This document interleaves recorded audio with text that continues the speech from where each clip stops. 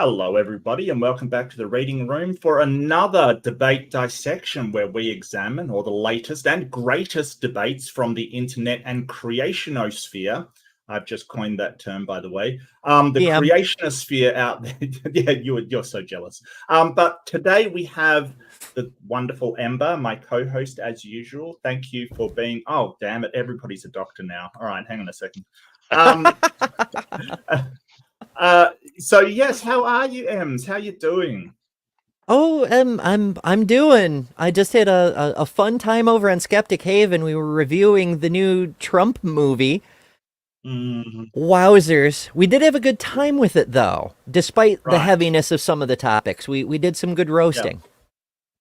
Yeah, I was watching an ABC presentation, sort of a documentary, Four Corners, which Ian will know about. They do these just sort of very, very neutral coverage of Trump, and it was kind of depressing. Everything that I was watching, just depressing. But they were talking to some big names like John Bolton and Scaramucci and just tons of people. Is it a good movie, Ember, Dr. Ember? What's that? You're talking about The Apprentice, that movie.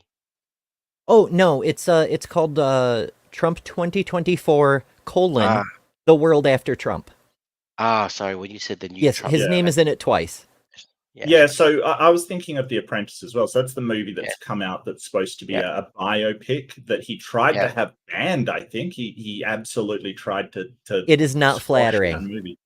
Yeah. So the Apprentice is about his time with Roy Cohn and learning how to be a businessy con man, and the Trump 2024 one, that's evangelism and eschatology, and also Trump is the savior. That kind of shit. Oh no, that is even more depressing. Oh dear. But it's Christian nationalism. Yeah, that's Christo-fascism. Nothing worse. But I do want to introduce the wonderful Dr. Ian Chen, who is with us, and we will be covering your debate today. How are you, Ian? I'm really well, thanks, Dr. Mark Reid. The two doctors. Thank you to two doctors. I have to say, when you did say your channel here reviews the latest and greatest, so I'm definitely the latest. Not sure if it's the greatest at all, but no, definitely the latest and greatest. No, definitely the latest and greatest. I always love your debates. But I'm glad you're well. And how did you feel about this one? How did you feel going in? What happened going in? You were sort of telling me a little bit about the start of it. Yeah, so at the very beginning, so I kind of joined the StreamYard probably about 15 minutes before the actual debate started. Rock Hard Kent was actually already there, and he immediately when I joined, he immediately said, okay, and so we've got to have some rules. I spent last night, watching the last two debates that we did, and we cannot have any more of these ad hominem attacks at all. If we do, the debate is over. And the thing I know about Hovind is he's a very prideful man. So that when you actually have him in the actual debate there, and there are people watching it, and he's got his audience that's in front of him as well, right? I reckon there would be zero chance that he would actually drop out of the debate because he's there. He doesn't want to look like so. So I just said yes, okay, no, I won't do any of those insults or ad hominem or whatever, just because I knew that once he's actually in the debate itself, he may threaten to kind of cancel the debate, but he's not going to do it. He's not going to look bad or weak in front of his. So that's kind of what happened. So, but to be fair, I think Donnie Donnie's in this difficult position where he has to kind of be that he calls it jabs, which I kind of like. So he goes, oh look, he said, look, I'm sure there'll be jabs will be okay, just keep it to a minimum. So he was kind of like accepting of the fact that when you do get into the debates, this is going to happen. But it was just really Kent himself that kind of said he wanted this perfection. I think he was more saying that because he knew that Kent Hovind would take jabs. Because as I was saying to Ian, like when Hovind says, let's not do ad hominems or let's not one topic at a time or any of these things, he isn't talking about his own behavior. He wants you to stop doing that while he'll just go on with it. And he does not see anything wrong with that. Like in his weird non-doctor brain, he just goes, no, but if I'm doing it, it's fine. But if you're not allowed to insult me like that.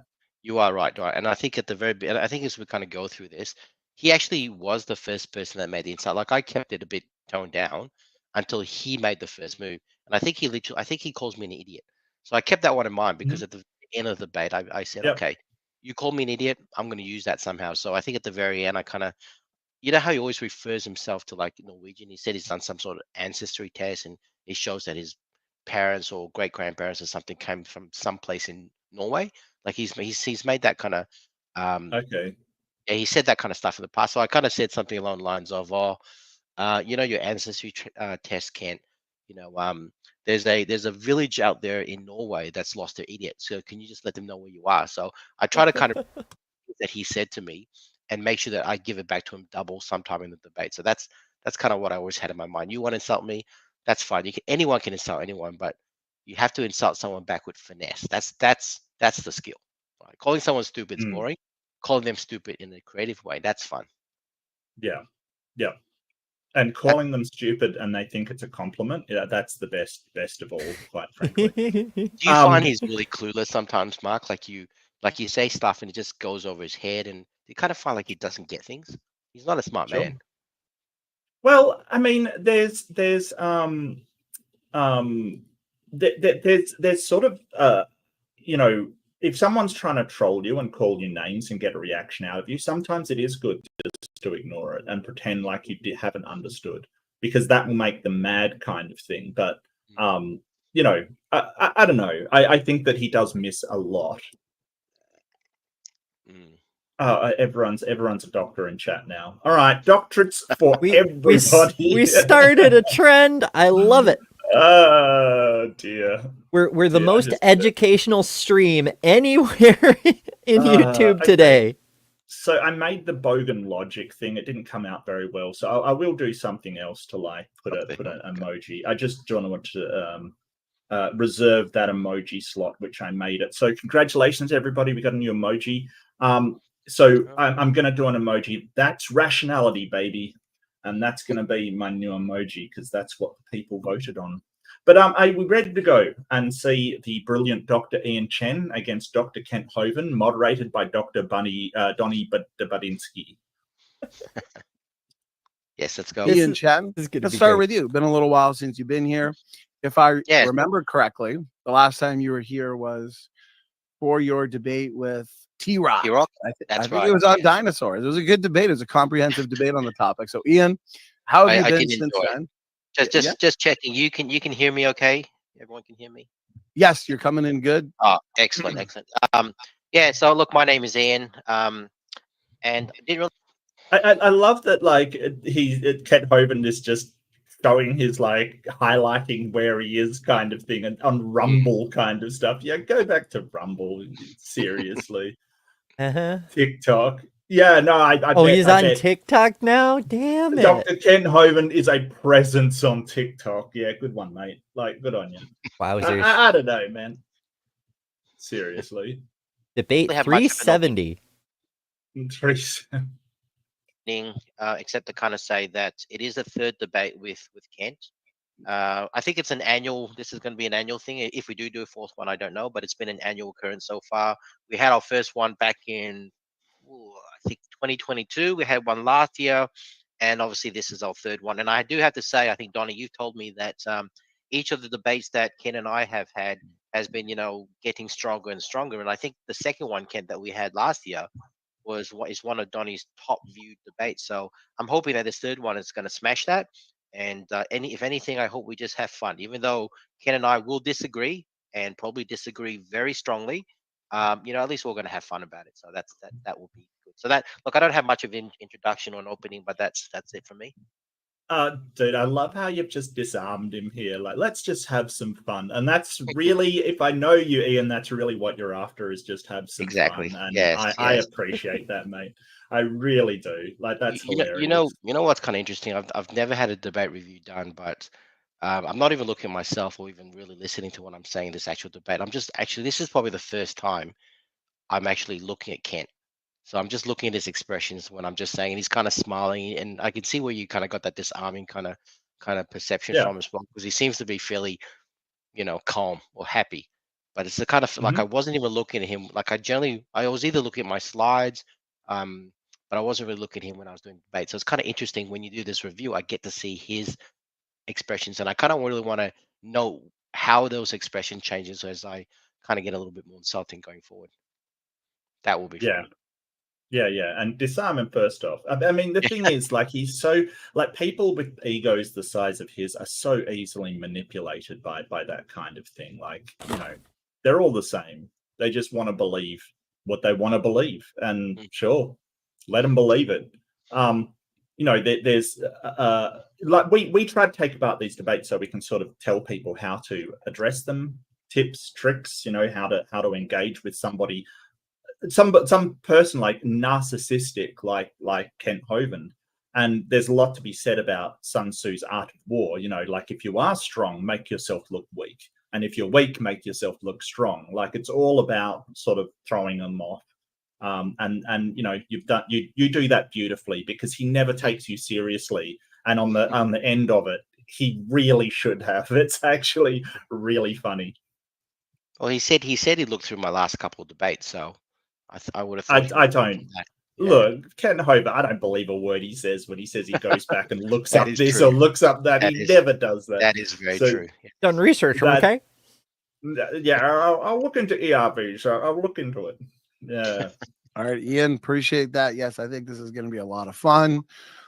Your first 2 rounds, people enjoyed, highly viewed, and definitely very engaging debate. So round 3, I'm sure, should be very good. I'm excited for this. Common dissent, good topic. And okay, Kent, great to have you back as well.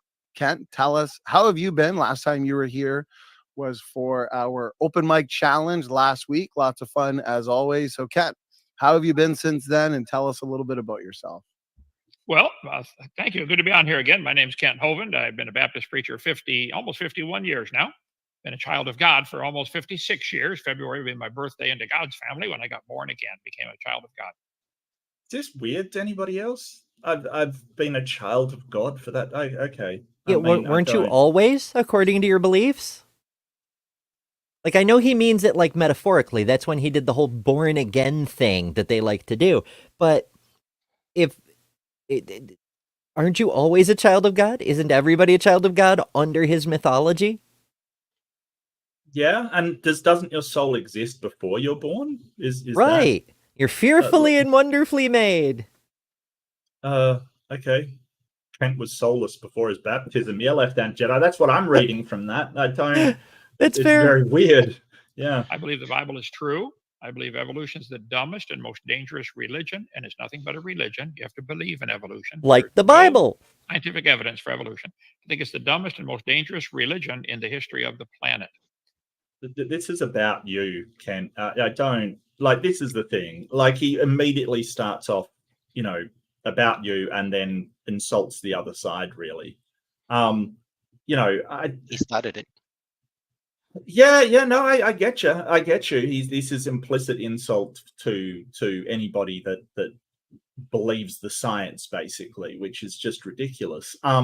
And the whole thing is, well, no, I think a dumber religion is, you know, one where there's talking snakes and talking donkeys and things like that. But, you know, Dr. Ian is far too magnanimous to put that in his, you know, about me section of the debate.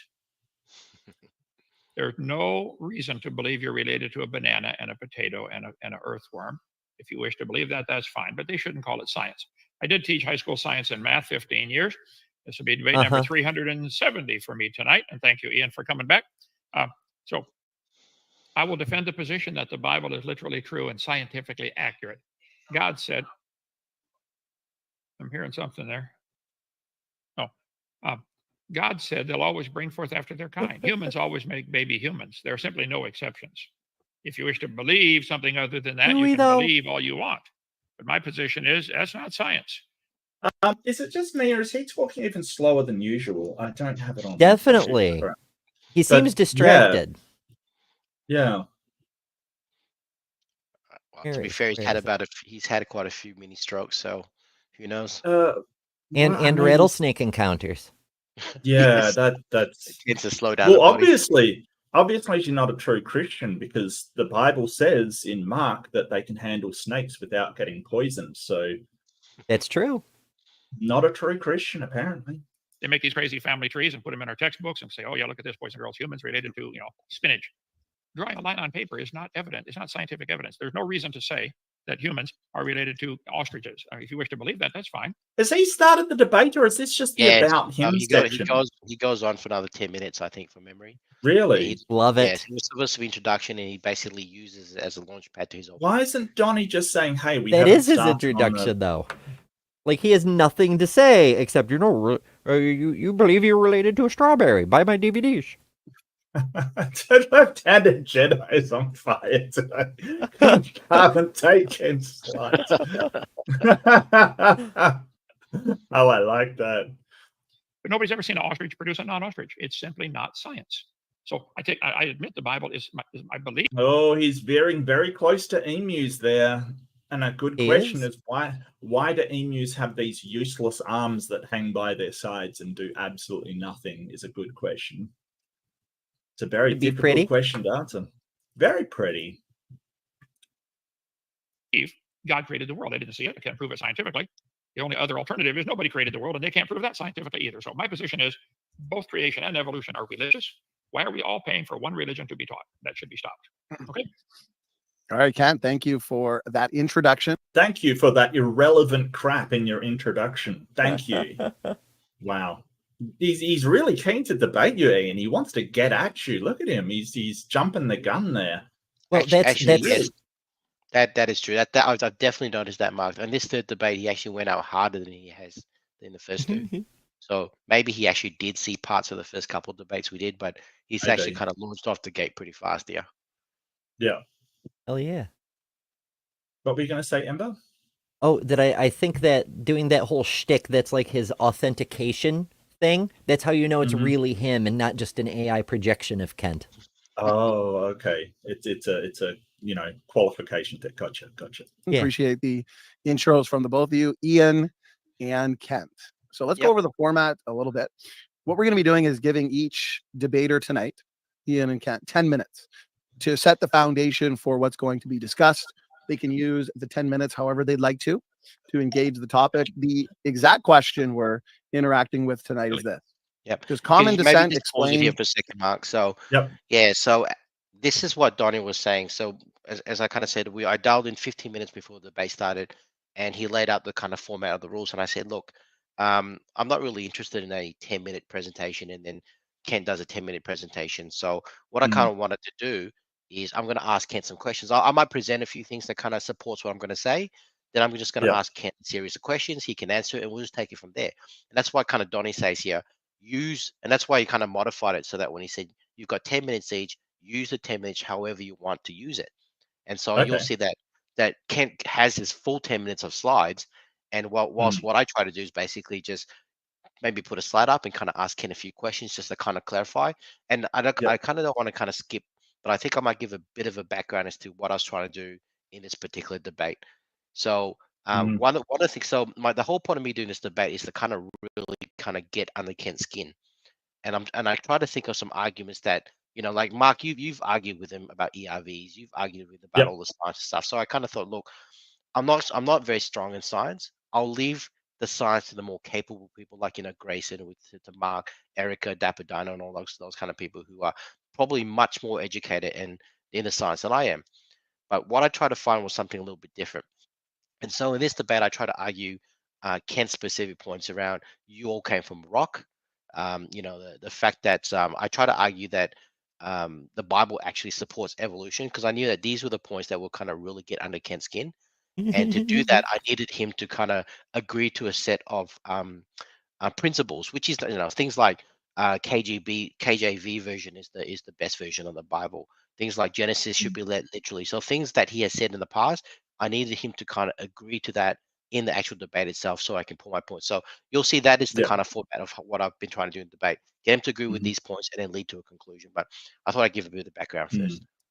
I think we were all given a schooling in what how you can use that sort of Socratic method to your advantage by Mr. Anderson, who is incredible. who absolutely pinned him down and gave him a good old spanking on evolution. And he's not even a biologist; he's just a lawyer. And I think we're all shown the way that you can use questions. And recently, Dr. Dan Cardinal was in a room with him, asked him some very basic questions on evolution, and he had to concede that he didn't know what Dr. Dan's was talking about. He doesn't know the science at all. I'm shocked. Which was incredible. Oh, Donnie's in chat. Welcome, Donnie. Just to all the mods, Donnie's cool. Don't just be mean to Donnie at all, because he's very polite and respectful to us in the chat.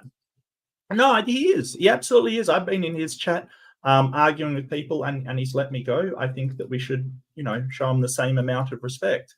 But sort of, we have people like Dr. Dan Cardinal going in there, and there was actually Sam, Redefine Living, who said the quiet part out loud, which was like, Kent's not going to understand what you mean by these terms. And it's like, yes, well, remember. They're basic terms, so yeah. Taught science for 15 years, okay? Well, there's a big difference between understanding sort of basic biology and understanding, evolutionary biology at a, doctorate level. It's a big difference. I suppose. But I understand basic biology. I don't, I would never, like when I had Dr. Cardinal's paper. Have you guys read it? It's like the paper on taking apart Stanford's math on the genetic entropy issue, right? And I'm reading through it and I'm finding, I can understand it. Get to the math, nope, no idea. I have not seen it, but I mean, I'll send it to you at some point. Stanford is just my goodness. Like his gene gun, is a wonder, but it's like he left his brain in the lab at that time, because the stuff he's put out since, it's like, I don't know. It's like you look at the two papers, like a new paper versus the research that went into the development of the gene gun, and it's like before he was writing in freaking C++, and now he's scribbling in the corner in crayon. I'm like, my dude, what happened to you? One thing that I find interesting about the Stanford thing is, I think creationists like to kind of say, they like to say, look, he's invented the gene gun, so ergo he's very knowledgeable, and therefore creation is correct. So they like to kind of point to what he's done.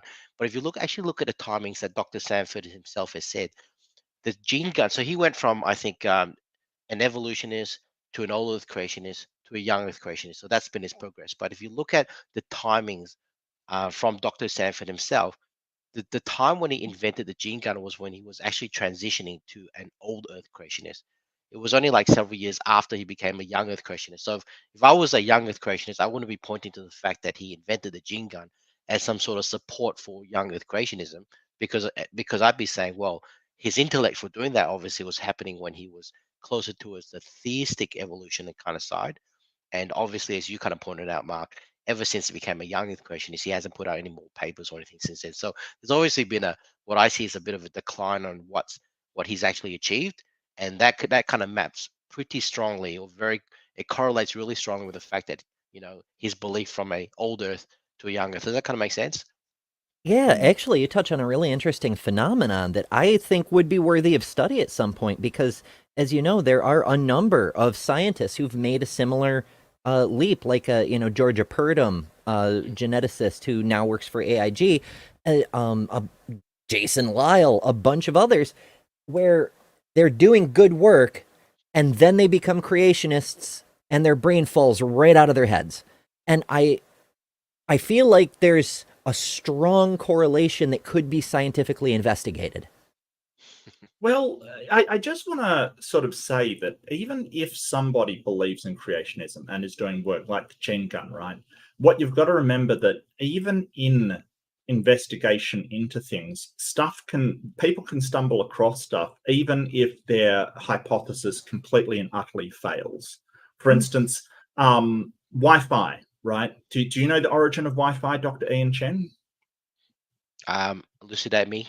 I'm sure you know. Do you know which country came up with Wi-Fi? our country, of course. So yes, every Aussie knows that. Yeah, CSIRO, the Commonwealth Scientific Institute for Research, basically, the CSIRO, basically the premier scientific institution. They were looking for microscopic black holes by sending out signals, and they realized that, well, they didn't find any microscopic black holes for a start. You know, that was totally, but they realized that they could pick up the signal somewhere and that could possibly transmit data. And so that's the origin of Wi-Fi. They were absolutely failed in their effort to find microscopic black holes. So even though they were onto something that was, you know, a total failure, we still came out with something on the end. The problem is that we don't get anything like this from creationists, you know, like apart from the gene gun and things like that. So how many microscopic black holes do you think Ken has in his head, Mark? If we were to point that technology in his head, how many do you think? Look, I think there's one, but it's not microscopic. Alas. You know, I used in school, I used to get accused of having a black hole in my head because I knew so much about space, and whenever I learned something, it could never escape. I'm like, you know, that feels like an insult, but it also kind of feels like a compliment. The amount of crap that Dr. Kent Hovind says, he's got at least another 2 more brown holes as well. Okay. One at the top. Leave that alone. The origin of species. And so Ian Chen takes the affirmative, Ken takes the negative. Therefore, Ian, we are going to hand it over to you. And you have 10 minutes to help us set the foundation for tonight. Go ahead. Okay, so let me share some slides. How do I do this? As you're sharing screen, I'll let the audience know, as people come into the live chat, we are going to be having an audience Q&A. That'll be once we're done with the main portion of the debate after the closing statement. So please, if you got a question, do your best to tag me. Oh, yeah, I cut out the Q&A. I just wanted to see the debate. So I'm not sure if anything really interesting. I can grab the original footage if we do want to do the Q&A, but I don't think it's, yeah. At Donnie or at Standing for Truth. And let me know who the question's for, Ian or Kent. We'll have some fun with those. Ian, I see your slides up now. Looks like you're good to go. Okay, great. Common descent clash. Yes, yes. So look, I think I put a couple of pictures here online on screens. This hopefully kind of helps articulate both mine and Kent's position. The one on the left there is obviously what evolution says, and that's you know, we all share a common descent, right down to what we call Luca, or last universal common ancestor. And the kind of diagram on the right is essentially, I mean, it may not be 100% accurate, but it's essentially what Kent believes, that there are certain classes, kinds, whatever you want to call it, of animals. They're all specially created, and none of them are actually sharing common ancestry between. Is that a protist down the bottom? That's a protist. Oh, no, the green one's a protist. So he calls them amoeba, but it's really a very, very sort of basal protozoa kind of thing. Like it isn't even, so that would probably be a protozoa down the bottom, right? Yeah, it'd be some sort of single cell. Yeah. Yeah, but this isn't even like the origin of plants as well. You notice there's no plants on there. Protozoa is obviously an animal. You know, so this is just one kingdom, basically. Yep. No, you're right. You're right. I picked it because of the kitty kind of illustrations. I picked it for that to simplify the kind of thinking that everything goes into one common ancestor. But typical Mark and his science-minded brain, you've just picked it all apart in 2 seconds. So I've got to be very careful when I do anything like this with you. It's scientific inaccuracies. No, it's totally fine. It's totally fine, and it serves the point. I do like that you're using slides, and you know, it's sort of saying like, oh, well, these sort of, you know, they're you know, individual, probably you know, clades basically along the bottom here. That's totally fine. It's not a problem at all. But I do like that you're using slides and presentations. I always like that.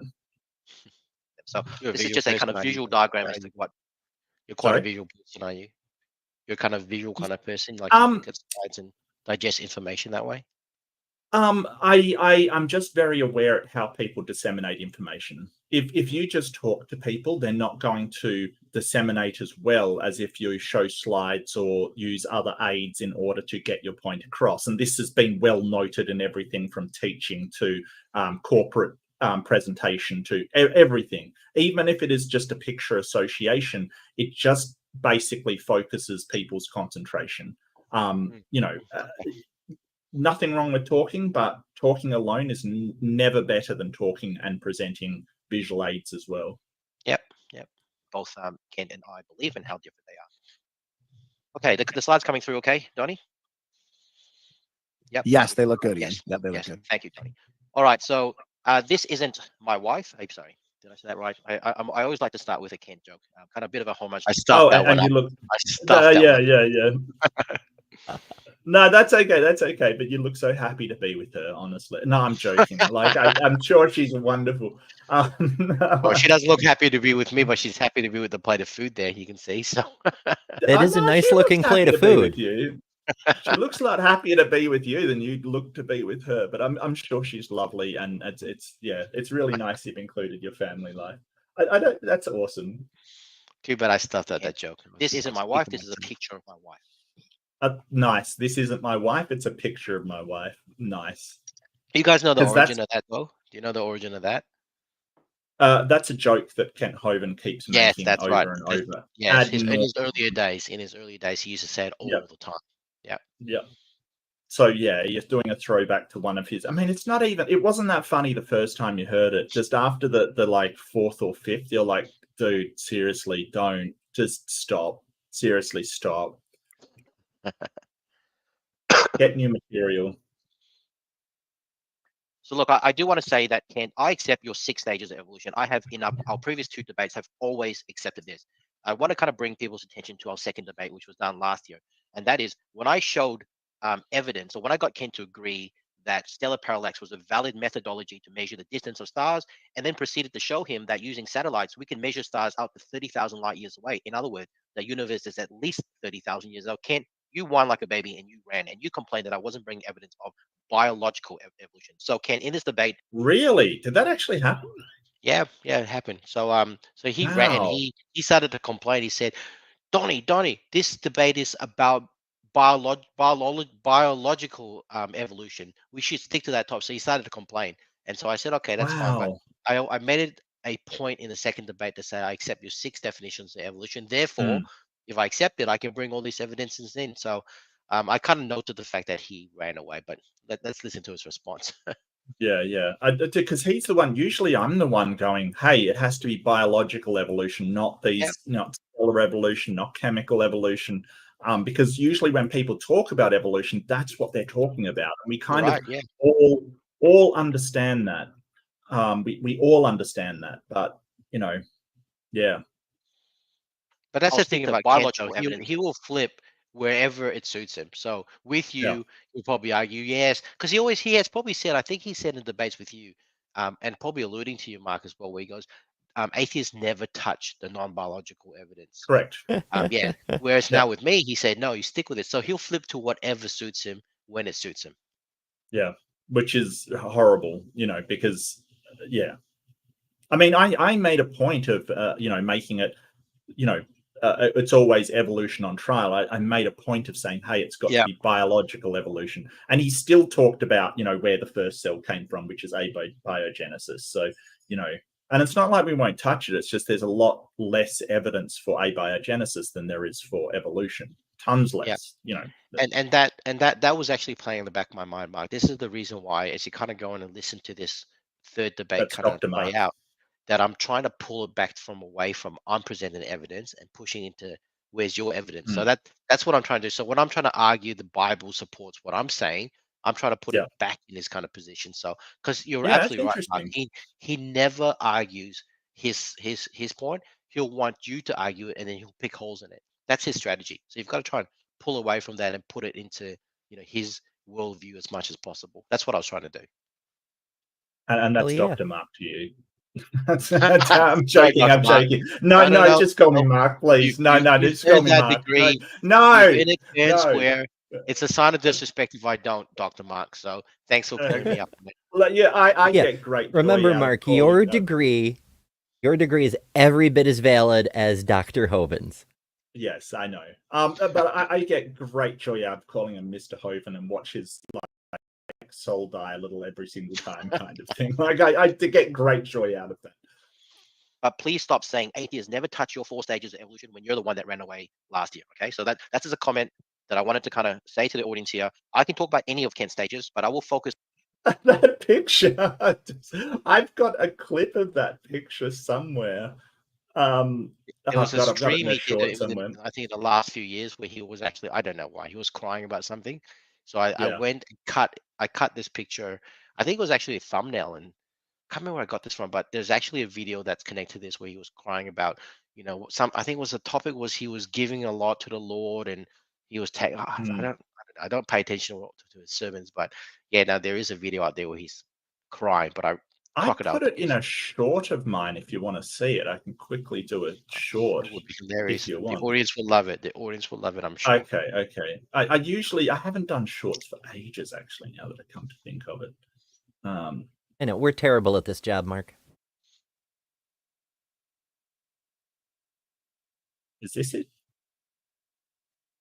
Share this tab. Is that coming through? Yeah, it is. Okay. Yeah. He's got the same shirt on, so it must be. The time is the pacifier that keeps them quiet. Ask them time and more time. Ism should go on evolution. It's evolutionism. It's a dangerous religion. It's a cult. Okay. Evolutionism. It isn't a religion. There's no God. Like, what's the God of religion? Where do they meet? What's this faith? Like, what are their tenets, kind of thing? Time isn't a god. It's part of space, Ken. It's not a god. Like, what are you talking? Nobody worships time unless you're worshipping time somewhere in the back room somewhere. That's not happening. So, time is real, at least. There it is. Flood. Yeah, that's my short with him in. Yeah. That's it. Yep, that's definitely it. Oh yeah. And I found a soundbite. I was like, I'm not crying, you're crying. It's just so good, just roasting that guy. Ah, dear. But like, what are you talking about? What's your god? Time. Nobody's worshipping time. It's what? Do you think if we worship time, it'll do us favors, like run faster or slower as needed or something? Right. It's not something we worship. It's not a religion. It's on the biological evidence today. And Kent, please stop saying that atheists never touch it, because I did and I tried and you ran away. I'll pause there in case, because I know Kent probably has stuff he wants to say about this, but Ken, you can jump in at any time. You can feel free to interrupt me. I don't mind. Okay, so. All right, what I'll do is I'll kind of stop sharing because I don't really need to show the slides for the next part. And then I'll need to come back to my slides later. So let me kind of stop sharing. Is that the stop sharing button? That works? Okay, excellent. Yeah, you're good. So Kent, before I start, I think I want to make sure that we are using common terminology here and that we understand each other's positions, or at least the audience understands each other's positions. So I'm going to ask you a couple questions. These questions are nothing new, Kent. And you have confirmed this multiple times in your 370 odd debates. So that's quite a lot of debates, Kent, I have to say. So you have confirmed this many times throughout your debates in the past. So let me start with a couple questions to you, Kent. Can we assume that when you quote from the Bible, for example, when we are going into a discussion onto what a kind is, you will be quoting from the King James Version of the Bible? Is that something that I can assume? Okay, I think you might be on mute, but I see you nod your head, so that's great. Okay. And is it, in your opinion, that the reason why you use the King James Version, because I can use several different versions when to kind of help my case as well, but is it in your opinion that the reason you use the King James Version is that it is the most accurate or the perfect word of God, and that there are no contradictions, and if there are any contradictions in other Bible versions, those Bible versions are incorrect, but the King James Version is the correct version? Can I assume that? This is correct, but you're doing the same thing you did last year. You're going to spend an hour not getting to the topic. Where's the evidence for common descent? Yes, I did that last year, Kid. So what are you trying to lay the foundation? Sorry, go ahead, Ember. I was just saying he remembered. Yeah, maybe he did watch it. So what foundation are you laying down here? Yeah, so my argument here is, if you are the kind of Christian that Kent is, where you believe the Bible literally, so I wanted to confirm that his literal understanding of the Bible came from one particular version of the Bible, and I knew this beforehand, the King James Version. And the reason why I wanted him to confirm is because when I quote from his Bible to prove my case, I'm using the King James Version. So that was the first point. The second point, as we kind of go through this, is not only must you use the King James Version, I wanted him to confirm that whilst parts of the Bible were poetic or allegorical or whatever, Genesis is the part that you must read literally. All right. So, and I've heard him say this before. So he uses examples like 6 days is 6 24-hour days. It's not some random long period. So you got to read it literally, otherwise you're wrong. So the third thing I wanted, exactly, but only on certain parts of the Bible. Like he'll say, "Oh, this is poetical and stuff." It's not literal, but Genesis must be. I think the third thing I needed him to kind of confirm was, I think that might be pretty much it. So was that is the perfect word of God, that the Bible, the English version. Now keep in mind it's a translation of what Greek or Hebrew, right? But he believes somehow, even though it's a translation, the English version is still the most perfect. So he won't, unless he has to go to the Greek versions or go to the Hebrew versions to read what that means. He'll take the King James version as that's the perfect word in English. So I just wanted him to confirm these 3 points, because I'm going to use passage from the Bible that basically says that my argument is, if you read these passages exactly as you agree to these conditions, then the Bible supports abiogenesis. The Bible supports evolution. So as we go into this debate, you can kind of see where my logic is kind of heading. But he runs away. He doesn't answer it at all. So anyway, you'll see. Yep. I asked you 40 times, and here you are talking about King James. Yes, I believe King James Bible is correct. Yep. And it's important because it's important I highlight this, Ken, because I know that you will be talking about what a kind is, and I know that you'll be referring to the King James Version. And the reason why, and it'll become evident later, is because when I look at different parts or different versions of the Bible, it will say something slightly different. And I just want to make sure that we are aligned and that I am quoting from the Bible that you're quoting from. That's why this is important. I want the audience to kind of understand it as well. Okay, so let's delve a little bit deeper into kinds, and we're going to get there very soon, Ken. So in the past, Ken, you have given a definition of kinds. You have said that according to the Bible, if you bring forth, so for example, a dog gives birth or a dog brings forth a dog, but it does not bring forth a cow. So therefore, because the Bible says bring forth, a dog and a cow are 2 different kinds, because a dog cannot bring forth a cow, but a dog can bring forth another dog. So a dog kind and a cow kind. Is that correct? If I articulate that correctly? That is mostly correct. That is mostly correct. That's exactly what he believes. What hedging his bets. Yeah, he's hedging already. Something coming, and he's hedging his bets. You'll see that Ken kind of does this a lot. Yeah. A leading question, though. We'll get into much more detail later, but go ahead. Yeah, cows always have baby cows. Okay, and I agree with that. All right. So, but I will also make a small allowance for you, because I know maybe I have the beauty is you've done 370 debates, and I have seen a fair few of them. So I'll make a small allowance. So today, a dog and a fox cannot bring forth. But what I will grant you is that if you look at a dog and a fox, they are so similar, and possibly in the past they used to be able to bring forth. So what I will grant you is, because of its similarity, and they are highly similar, that a dog and a fox are probably the dog kind, even though today it doesn't meet the definition of bring forth. So will you agree with that kind of concession? I've given you that concession. Well, that's the kind of thing he never gets pinned down on. Are dogs and foxes the same kind? Dogs and bears the same kind? Different. He never gets pinned down on the specifics, because once you start to go into specifics, it all falls apart. Yeah. I think AJ brought up sort of 2 squirrels on either side of the Grand Canyon that can't breed anymore.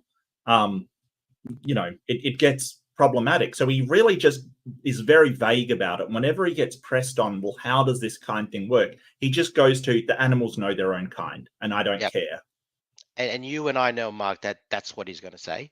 So there was a couple of reasons why I gave him this concession. The first one is, I just kind of wanted to kind of disarm him a little bit, because you can see from where he was going, he was starting to hedge his bets. He was like, he was starting, we'll discuss it later. I kind of agree. Like, he would not definitively say what he has always said in the past, that a cat and a cow are 2 different kinds, right? He was like, mostly, like, you heard him say it. So one of my objectives was just to disarm him a little bit.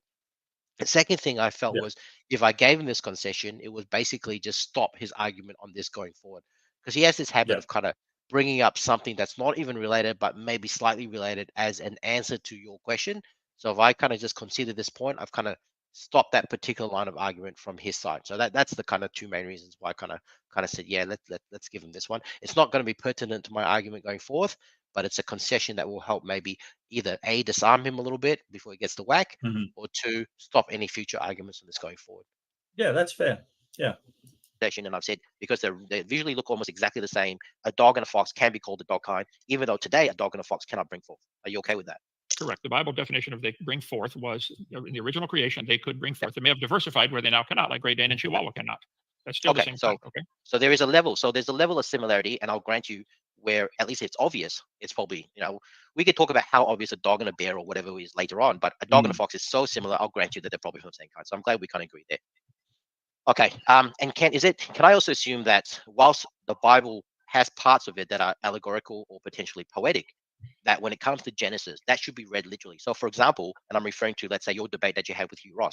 For example, when the Bible in the King James Version says God created in 6 days, it literally means 6 24-hour days and not some longer unspecified periods of time, which I know older creationists say. So what I'm trying to say, Ken, is do you agree that whilst there are parts of the Bible that are poetic or whatnot, Genesis is actually a literal account of history? The creation was like 6 literal 24-hour days, correct? Yeah, but more than that, it's not just 6 little days, it's the order. So when the sun and the moon came out, that I think I can't remember, but what day the animals, the land animals, the sea animals, and all that kind of stuff. So it's literal. That is actually how creation worked, and you need to read that literally. So okay, great. All right, so I'm going to start sharing screen now. So I'll present, I guess, the first part of the evidence. Ian, I'll stop the timer as you get that ready. You have exactly 3 minutes left for your opening 10 minutes. I like how you're phrasing these as concessions to Kent. Like, I will grant you this, I will grant you that, when you're actually like fencing him in. That's really neat. Yeah, that was the point, because he has to agree to it. In all his 370 odd debates he's had previously, he's made these statements before. He's not going to back down on it. So I knew that was going to be his answer, and I'm trying to use his words to the audience to build into a story. So that was the point of this. Audience, send in those questions, send in those challenges, objections. We look forward to engaging you guys. You're good to go. Yeah, go ahead, Ian. Yeah. Okay. So, Ken, you have stated many times that evolutionary textbooks state that life comes from rocks, and I want to talk about abiogenesis first before we talk about the creation of life, before we talk about the common ancestry part of life.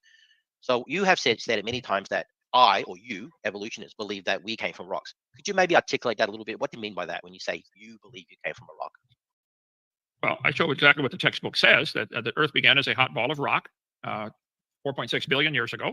It cooled down and developed a rocky crust, a hard rock crust, and life came from the rocks. Earth formed as 4.5 billion years ago. It was a hot ball of molten rock. This is what all the textbooks teach, and this is. Yeah, but the point is that just because it was a hot ball of rock doesn't mean that the rocks literally made life. Like we're talking about chemicals that were in the rocks. Like very, very strange to think that. You notice when you're pressing him, Mark, he starts giving this longer explanation that is probably more in line with how we believe abiogenesis actually occurred.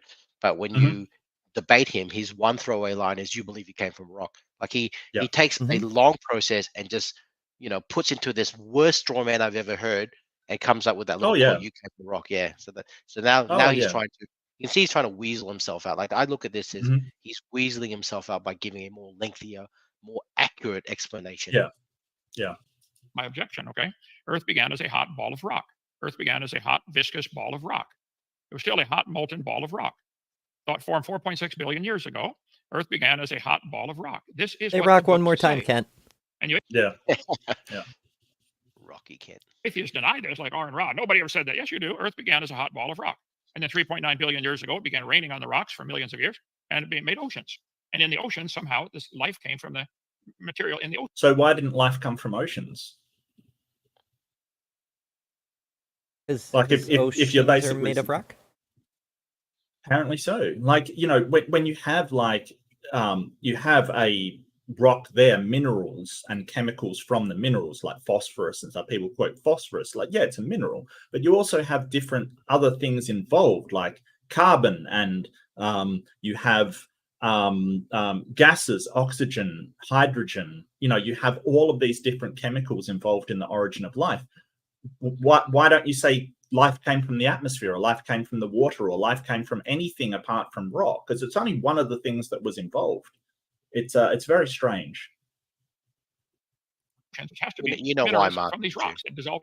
Yeah, because that sounds more plausible than life.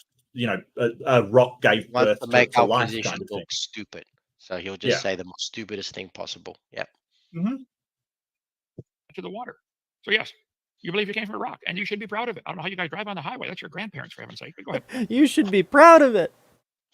The highway, that's your grandparents. What the hell? When you talk about straw men, it's almost like his straw men are so bad that you kind of just let them get away with it because no one's going to believe that nonsense. But,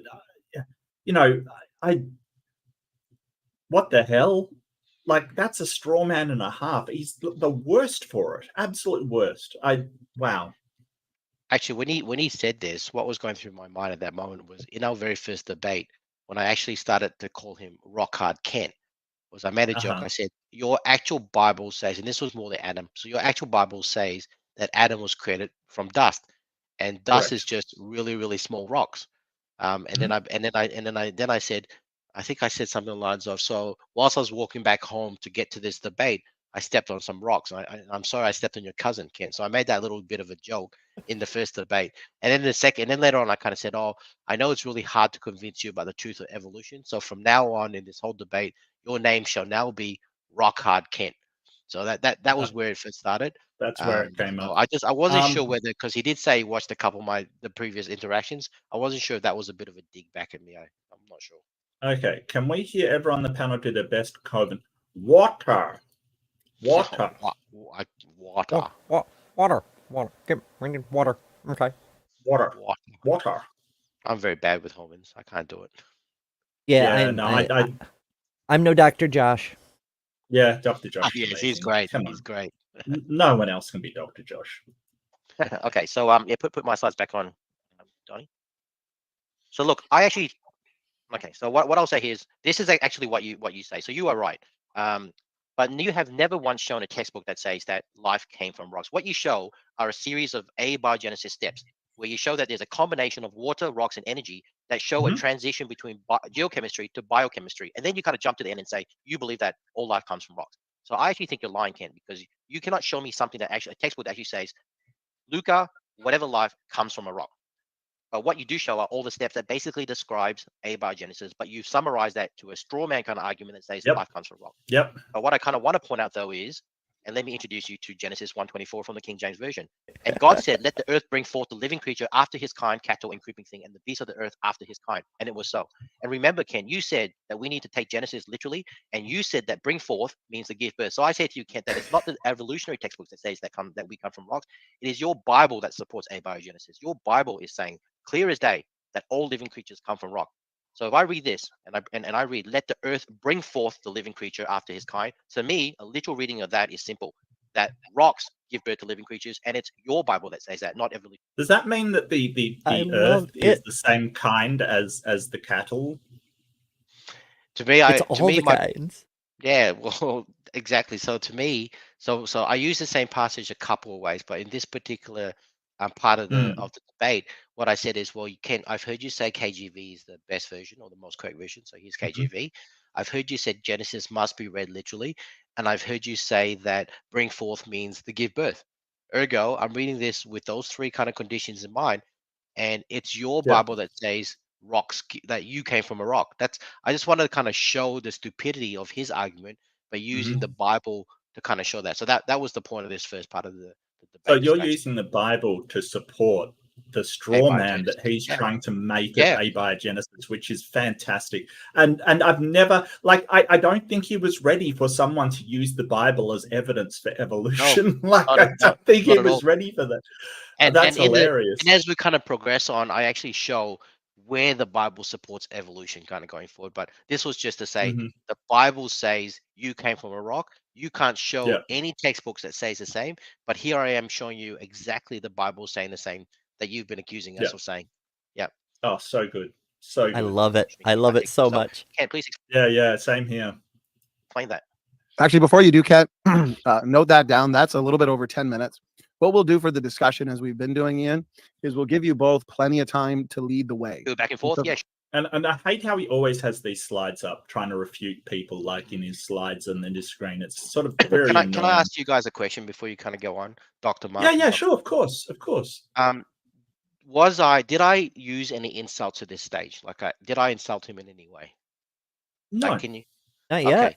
Not that I've seen. Keep that in mind, because then you'll hear him start the first jab, and from that point on, I thought, okay, well, I think I've been quite polite until you've made that first jab. Floodgates are open after that. So I just kind of want to point to the audience that's kind of listening into this debate review today that I thought I was being quite professional this whole time. So we shall see what happens when Kent wasn't, and how that basically goes. Basically, there's a little switch in my mind that kind of went, okay, if you're going to do it that way, we'll play it your way. So that's fair. Sure, Yeah. but I'd like to hear what Ken says, because and this is why it was important that we use the KJV, because this is from the KJV. Ken said, "Bring forth" means to give birth. That's fine.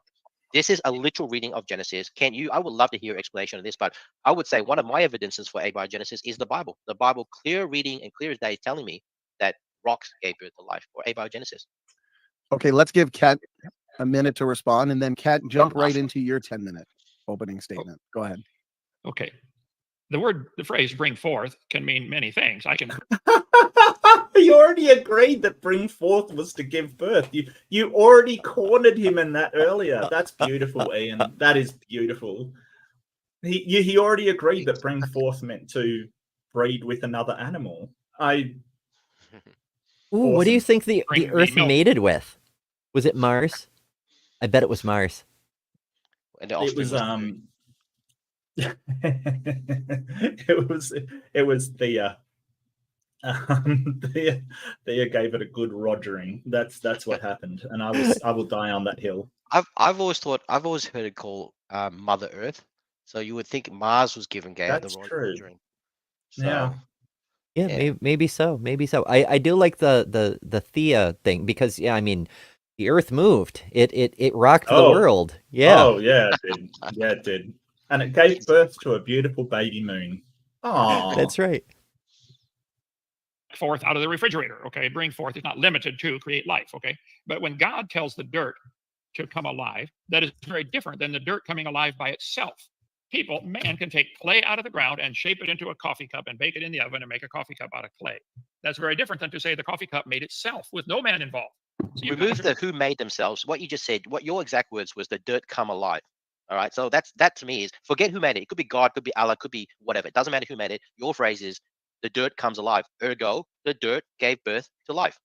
I mean, how am I reading this differently? I am reading this literally what the Bible's saying. So I get there could be different meanings, but you yourself said the dirt comes alive. Forget the mechanism.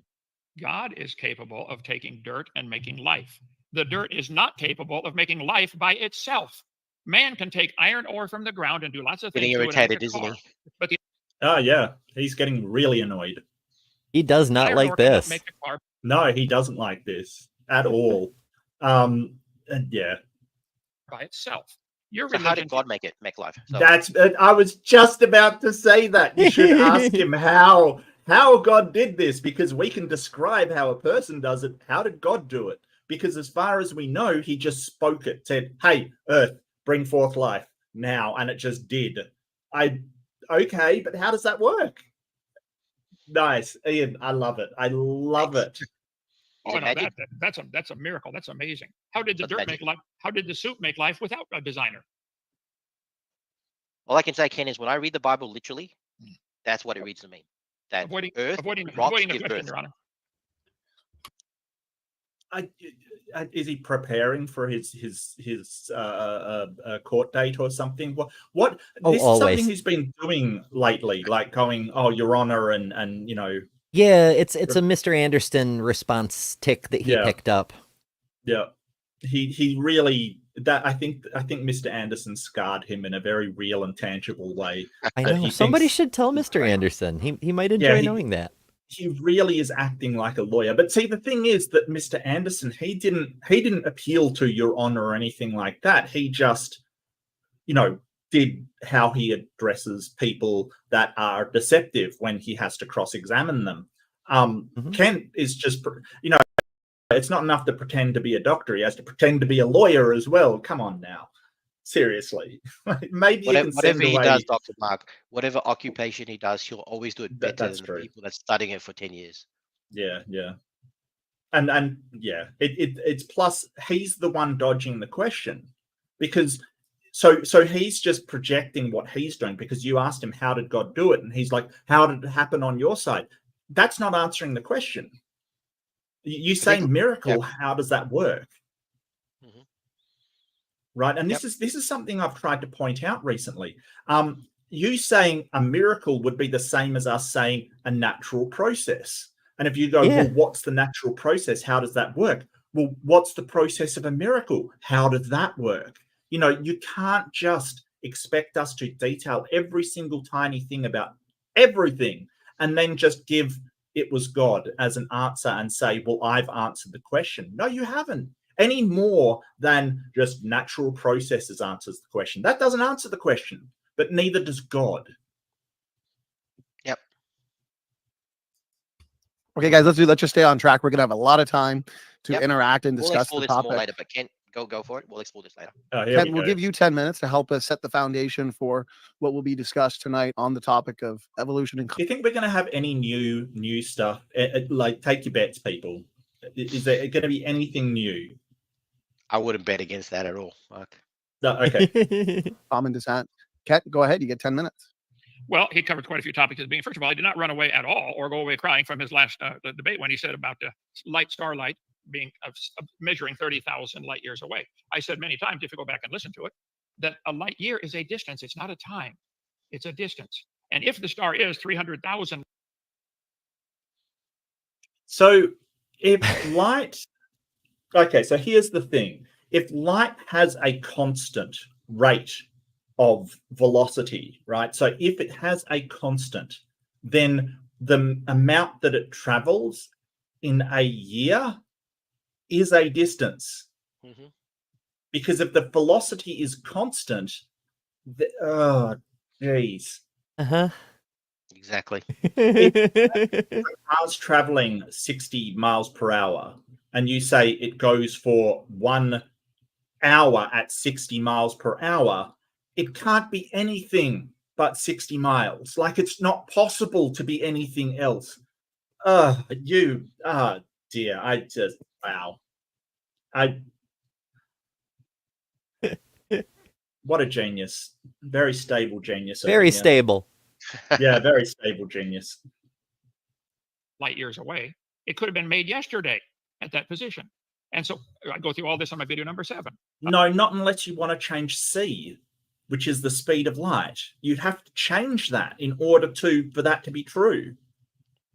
It would, if it was made yesterday, it would have to be traveling, what, 7.6 billion times the speed that we know that it does. So take that one up with Einstein, sir.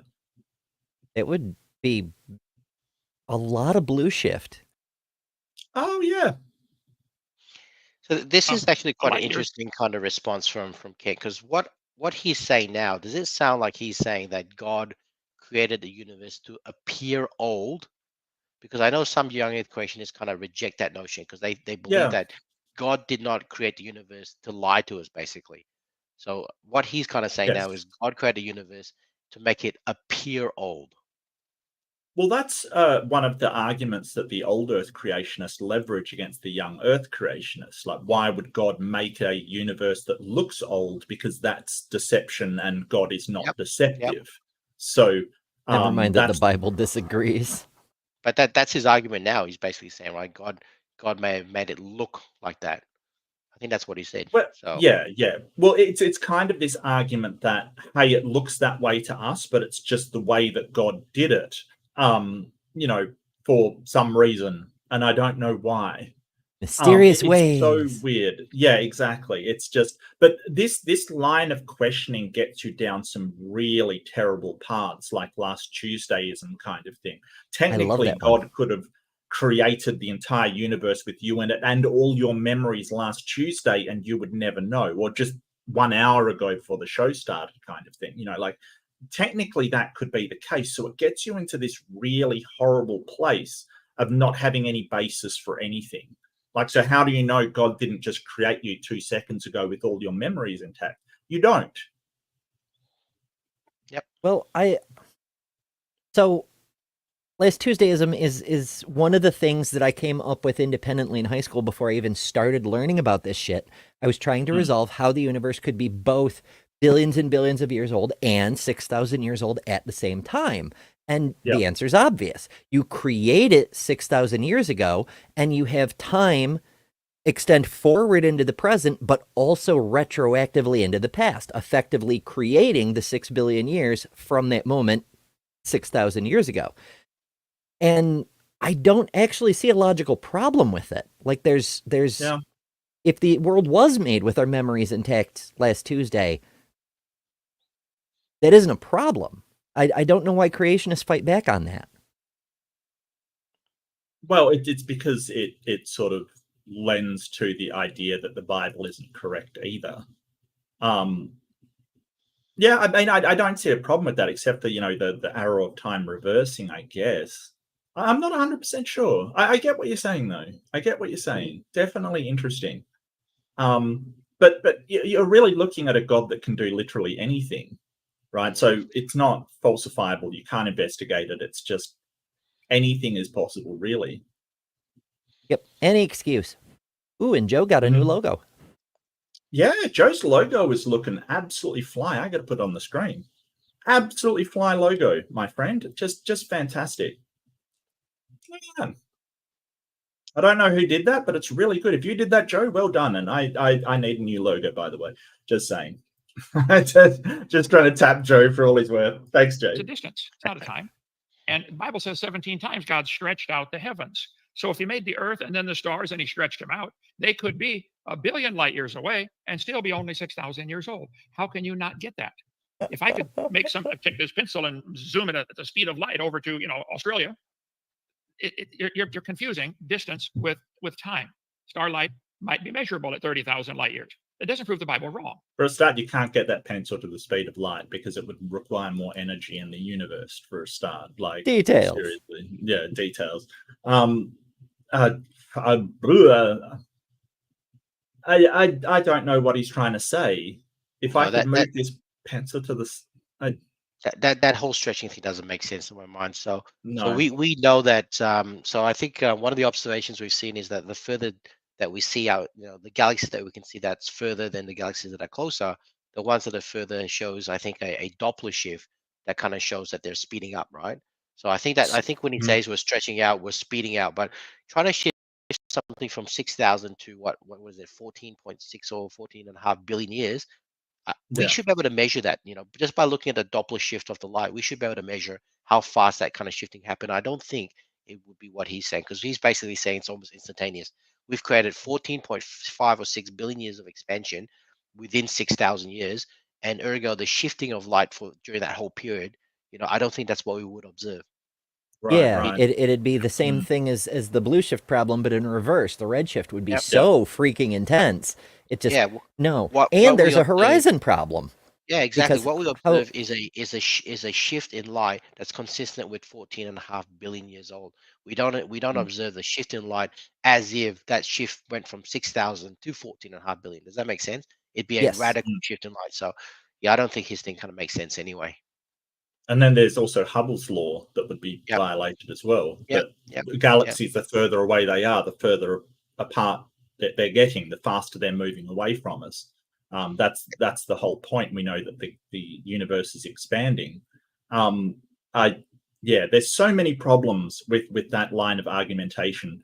Not least of all, just basic sort of. What's the study of light called? Photonics? Photonics, yes, correct. Yeah, I was expecting you to ask for like cosmology or cosmogony or something. I'm like, well, just the way that light behaves. I mean, there's just the Doppler effect, how light behaves when it's being moved away as when it's being moved forward. It's very, very simple. So no, I'm not running away at all. So I covered very clearly in my seminar. I've done it many times. There are my DVDs. 6 different meanings to the word evolution. Cosmic evolution, the origin of time, space, matter. Where did it come from? You guys have never answered. Chemical evolution. How did all these elements come? The Big Bang. There's been answers. We just don't know enough to be a theory. Like this is what gets me, and this is something I've run into recently as well. People go, well, you have no answer for where the universe came from. No, there's multiple different answers. We just don't know which one is correct, if any of them, because science doesn't just say, hey, my book says a thing, so it has to be that. We say, what's the evidence for it? So there's been suggested parent-child. There's cosmic egg was one. There's multiverse theory. There's string theory, although that's kind of on the out. But they're all answers. We just don't know if any of them are correct, so we don't, go around telling people to believe it and give us money. from hydrogen gas from an explosion. Hydrogen, helium, lithium is going to turn into iron and lead, and you can't fuse past iron. How did stars form? We can, though. We can fuse past iron. Like a stellar core tends to top out at iron, but we get all the other stuff from supernovas. Yeah, it's rare, but in the greater universe, it's rare. Like 98% of all matter in the universe is hydrogen or helium. So yeah, that checks out. And it's really cool because you can say that you were like born in the heart of a dying star, and that is absolutely true. Because your particles were, most of them, apart from the helium and hydrogen, were baked in a supernova.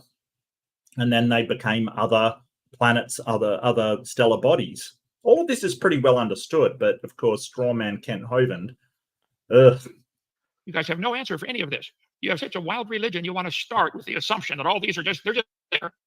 Like, oh, we just moved into the neighborhood. There was a house with $40 billion laying in it. So we just want to start the assumption that it's there. Aren't they there? Aren't the stars there? I don't know what he's arguing here. It might be an illusion. I mean, so the way that science works and what Kent doesn't understand, science is about what we observe around us in the natural world. So yeah, we start with the stars are there. We don't make any presuppositions about them. Then we look at what can cause that to happen. He starts with the Bible is correct, right? And then how do I get that into my reality? We don't do that in science. We observe the world around us and then start to make induction from there. Like this man, it's just... So apparently the stars aren't just there. Nope. All set. No. Where did time, space, matter come from? Where did the universe come from? And then how did life get started? You guys don't want to talk about that because it's really serious. It is an essential part of the problem of your religion. So then we talk about macroevolution, changes between the different kinds of animals. And before we get stuck on what's the definition of a word kind, I think a 4-year-old can tell you that a dog and a fox are probably the same kind of animal.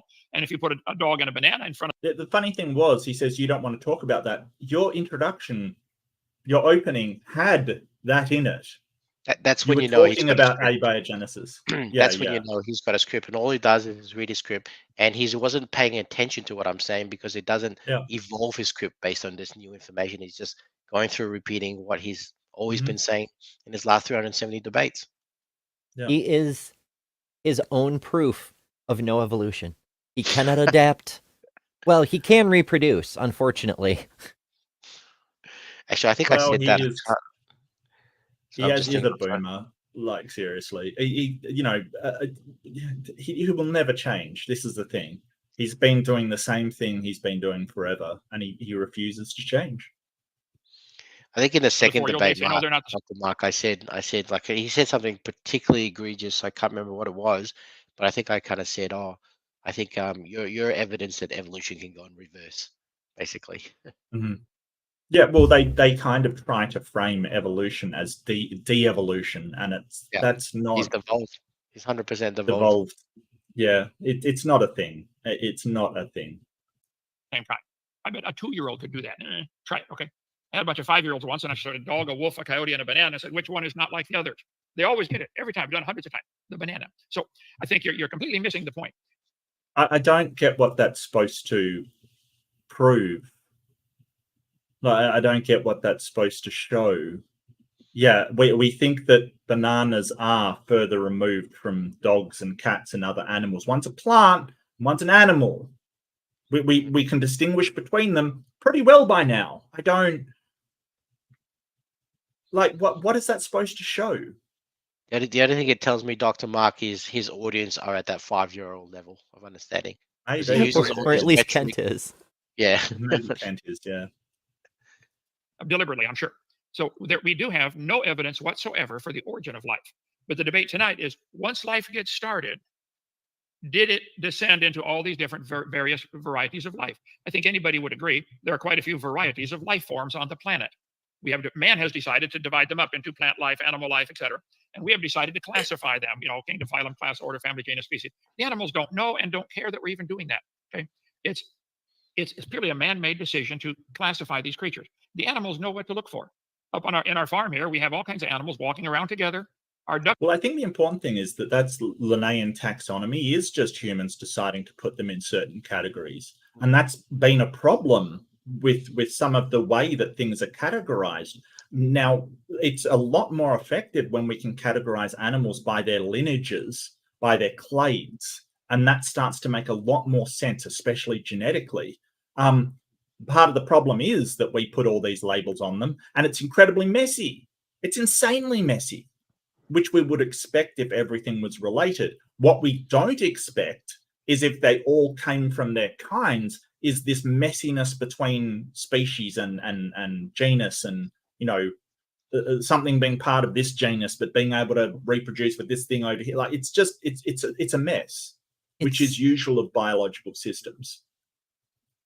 It's such a weird claim for them too, to stick to this multiple creation thing. Like they put forth this idea of a perfect God. Well, which is the more perfect system from a design standpoint? Individually creating a whole bunch of things, or creating one thing with the innate capability to turn into all the things? I don't know. The latter sounds more godlike to me, but I'm silly. Don't even consider the chickens for a mate, and they don't consider the goats as a mate. Keep in mind, the chickens don't even know what they look like, but they know what to look for in a mate. The animals are smarter than most evolutionists. Yeah, I've seen chickens like try to make with ducks. Well, they can. Well, that too. I've seen a chicken raise duck eggs, but the whole chickens don't know what they look like. Like I've seen chickens like looking into ponds and shit, staring at themselves. I would like to make an observation here, Dr. Mark, Dr. Ember, the two doctors. So this is technically his opening. So I was technically supposed to be spending 10 minutes of my opening, and he has his 10 minutes as his opening. And obviously I use my opening more of a back and forth interaction kind of discussion and question and answer. So the topic of this conversation or this debate was common descent. So you've obviously heard what is coming to the end of it, but you're obviously hearing his 10 minutes opening now. So he's had two choices here. He's either going to use his opening to rebut the questions that I've had, which he obviously hasn't done, or he's going to use his opening to address the common descent question.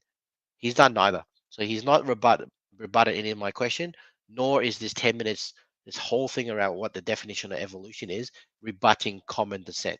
I just want to kind of let the audience kind of know that I don't actually think he's answered either question, either my question directly or the actual debate question.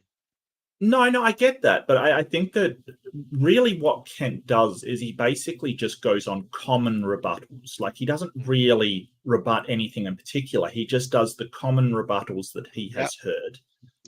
So he just tries to set it up like, oh, they're saying this. And then he just strawmans what he thinks that evolutionary biologists say, and then rebuts that. So that's the idea of a straw man, is you're setting it up so you can rebut it effectively and easily. But of course he hasn't rebutted you, because none of this is our arguments. So, it's straw man, stuffing the straw man again. Good old Scarecrow Kent. And Robin Webster gifted 1 readership. Thank you so much, Robin. It's great to see you. I hope you've been having fun at work. And it went to Jester, Lord of Shenaniganery. Yeah. Good hit. Wow. Robin the Sniper is back in the chat. That is insane. Okay, you just hit Jester. I'll tell them that next time I see them, Robin. I have to. That's awesome. Thank you so much. They know what their kind is. Okay. Now if there's 500 varieties of chickens. Really? You've never had a dog hump your leg? Kent? Does it know what its kind is? What happens there? This is something that I've said in multiple debates when he's brought this up. They all know their own kind. You won't get this trying to mate with that, but you do all the time. It happens. Sorry. Most of them developed by man for a particular purpose, more meat or more egg laying or something, longer life, whatever they're doing. So man has selected slices of the already existing gene code and developed it into a cow that gives 280 pounds of milk a day. Is the world's record I heard. But still a cow, and it would never survive on its own. But they took the genetic code that's already there to make milk, which is amazing. and they have selected that, and they get the ones that give more milk and more milk and more milk, and for many generations, pretty soon you get a cow that gives a whole lot of milk. Now it's just describing artificial selection. That's just artificial selection. We all understand it. Sure. Now, instead of the person, imagine it's the environment. That's it. That's natural selection. There you go. Yeah, it's one of our oldest technologies. Like right after fire and stone tools, we were like, hey, if we breed these two aurochses together, we can get twice as much milk or whatever. Yep. It's weaker in other areas, just like the dogs. They've developed 339 breeds of dogs, and they probably had a common ancestor called a dog. And you guys just don't get it. Actually, it was called a wolf. Details. Yeah. Your original picture you put up is a very accurate one. There's a family tree of dogs. There's a family tree of cats. There's no roots that are connected down deeper in the ground. These family trees that you guys make are complete imagination. This is not science. You can say, we look at this, we've drawn a line to connect the amoeba to the human and the ladybug and the pine tree. That's not science. I wish you guys could have just admit it. I know that you're afraid to admit this is just lines on paper, because then you might lose government funding for your religion. And you know your religion could not survive without government funding, forcing it down kids' throats into public school. So this is propaganda. This isn't science. To say that the humans and the ostriches and the dinosaurs and the frogs and the turtles and the whales have a common ancestor is simply artwork. The purpose of the debate tonight, and I know it's going to take you... Yeah, and I've often said, like, the periodic table is just artwork then. Yes. You know, it's just drawings and numbers on paper. It doesn't mean anything. There's a lot of things like this. You know, the title chart's just lines on paper. The maps that you use to navigate. The Bible is words on paper. The Bible is just words on paper. Yeah, but I mean, he's talking about graphics kind of thing, and you know, words are just lines. Well, evolution has had that many papers written about it. Like, he's acting like this is the only thing that we've got, and he's ignoring the, like, I think it's hundreds of thousands of papers written on evolution and how it has always passed every single test that's ever been set to it. So, you know, I don't know why he's sort of going, okay, well, I've got this children's book. What? An hour to get to it, okay? But where is the evidence that would justify drawing these lines on paper that we all teach the kids? Where is the evidence to say a protozoa turned into a fish and then ultimately a human? Where's the evidence for that? We don't see protozoa doing anything today except make... Yeah. A little bit of a segue. How do you think Kent will respond if someone kind of pointed out that little flip note that's beside that's just right underneath that red circle, the protozoa. Protista. The protista. That flip note chart that he has right underneath that. If someone pointed out to him that and asked him whether he supports LGBTQ+ because of the colors, how do you think he'll react to that? Oh, that flip note? Because it's rainbow color? Yeah. I mean, I don't even know what that's supposed to say. Levels of stupid, severe. I can't read the orange one. I just would have, if I was looking at him, I'd say, "Oh, Ken, congratulations on supporting, human rights," and just point out the fact that, and congratulate him that he has the rainbow flag there. Hell yeah. Well, he probably thinks the rainbow was stolen from the Christians because they've got this thing of, well, the rainbow was our thing because of the ark, and it was a promise that God wouldn't drown us again, and you guys stole it. And it's like, you know what? It can be two things. It can be two things. You don't have to. Okay. No, we definitely stole it. Pirates, remember? Nelson Mandela used it, to describe his country, the Rainbow Nation kind of thing. Like, it can mean all kinds of things. You don't have a monopoly on rainbows, guys.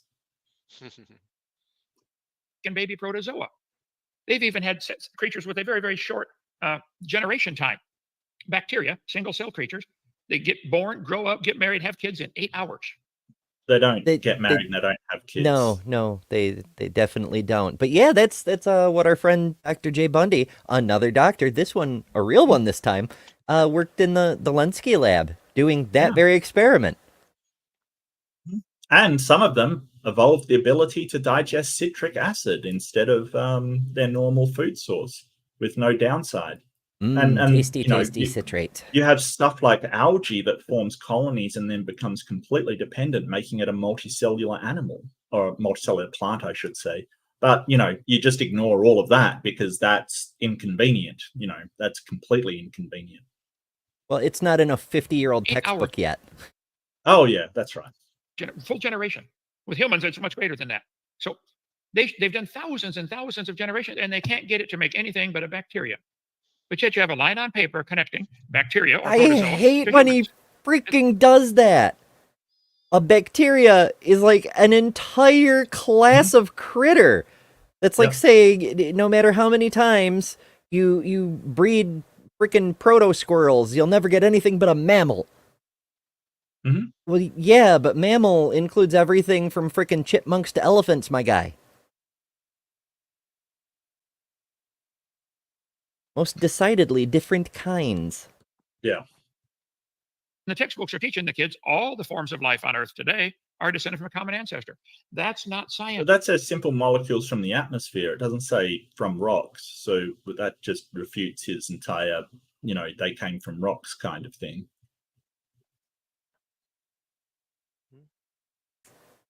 And he never gives his citations either, and it annoys me. Glencoe Biology, 1994. Okay, well, it's only 30 years old. It's not too bad. It's only 30 years old. I mean, that's under the 50 years he usually uses. I guess he figures as long as it's newer than whatever Ken Ham is using, then he's up to date.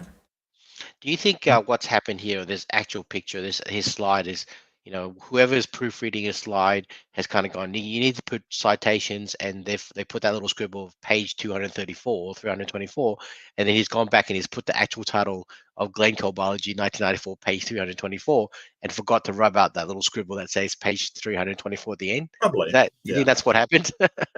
Yeah. And I mean, I love it. Like, if you're going to quote mine like he is, or sort of cherry pick like he is, you really need to take out the stuff that refutes you. No trace of those evidence remain, and scientists can't travel back in time to witness what happened. You're supposed to stop reading there. Instead, they turn to scientific methods of observing data, forming hypotheses, making predictions, and contrasting experiments to test their predictions. Yeah, that's the part you don't want people to read. Yeah, but that is Dr. there. Mark, he's put a yellow line around where your eyes have to go. Oh, yeah, that's right. In his mind, that's already he's rubbed it out already because he's got that yellow line. That's the God approval line. That's what that is, Dr. Ian. That is the that's God why it's got approval. Dr. Kent Hovind in yellow as well. See, it's yellow's important to him. Yeah, there you go. That's approved by God too. That's propaganda. That's a lie. There's no evidence to support that. And tonight, you're supposed to give all the audience evidence for why we should teach this to the kids. This textbook author admitted, Glencoe is one of the top 4 publishers, or was back in 94, the primitive unicellular organism. Then it says no traces of those events remain. Why don't you read out the rest of it, Ken? Why don't you read out the rest of it? Because you don't want to. You're basically just, cherry picking. Mm-hmm. No. Poor Stephen Jay Gould, the most misquoted man on the planet. Holy crap. Right up there with Darwin and his evidence for the eye, where he goes, I freely confess, so those 2 quotes, misquoting all the time. You're right. Well, the rarity of transitional forms in the fossil record persists as a trade secret of paleontology. I point out over and over, there is no fossil record. There are fossils by the trillions. None of them talk. None of them have a date stamped on them. And finding a fossil in the dirt and concluding that it has somehow changed into something else, or is halfway between A and B, and is a transition, that's silly. That's not science. All you know from that fossil is it died. And if it looks to you halfway between a fish and an amphibian, wow, it's got short legs, okay? Somebody could just as easily argue, Your Honor, that's something that went extinct. You don't know that creature wasn't always producing babies that had little legs and could walk on land like the coelacanth, okay? You don't know that this fossil is transitional because what coelacanth walks on land? And you guys, I don't know. Does he maybe mean tectonic? I think he probably does. I don't know. I have we ever seen a fish walk on land? We have. Mud skippers, yeah. They've got a rudimentary lung, and they can walk on land. In fact, they've found mud skippers up trees. Explain that one, Ken. Absolutely don't get it. Science is what we can observe, study, test, and demonstrate. Science. Knowledge gained from observation and experiments. Nobody sees a cow produce. No, that is not science. And this is what I sort of point out, that he will cherry pick the worst definitions of stuff from things like child books, like Oxford Kids for his definition kind of thing. I don't know where he got this definition from. That's not too bad compared with his other stuff. But, most of his other definitions are absolutely terrible, taken from kids' books. Use a non-cow, ever. I live in an area with lots of cow farmers around me, cattle farmers. They'll all tell you, they always bring forth a baby cow.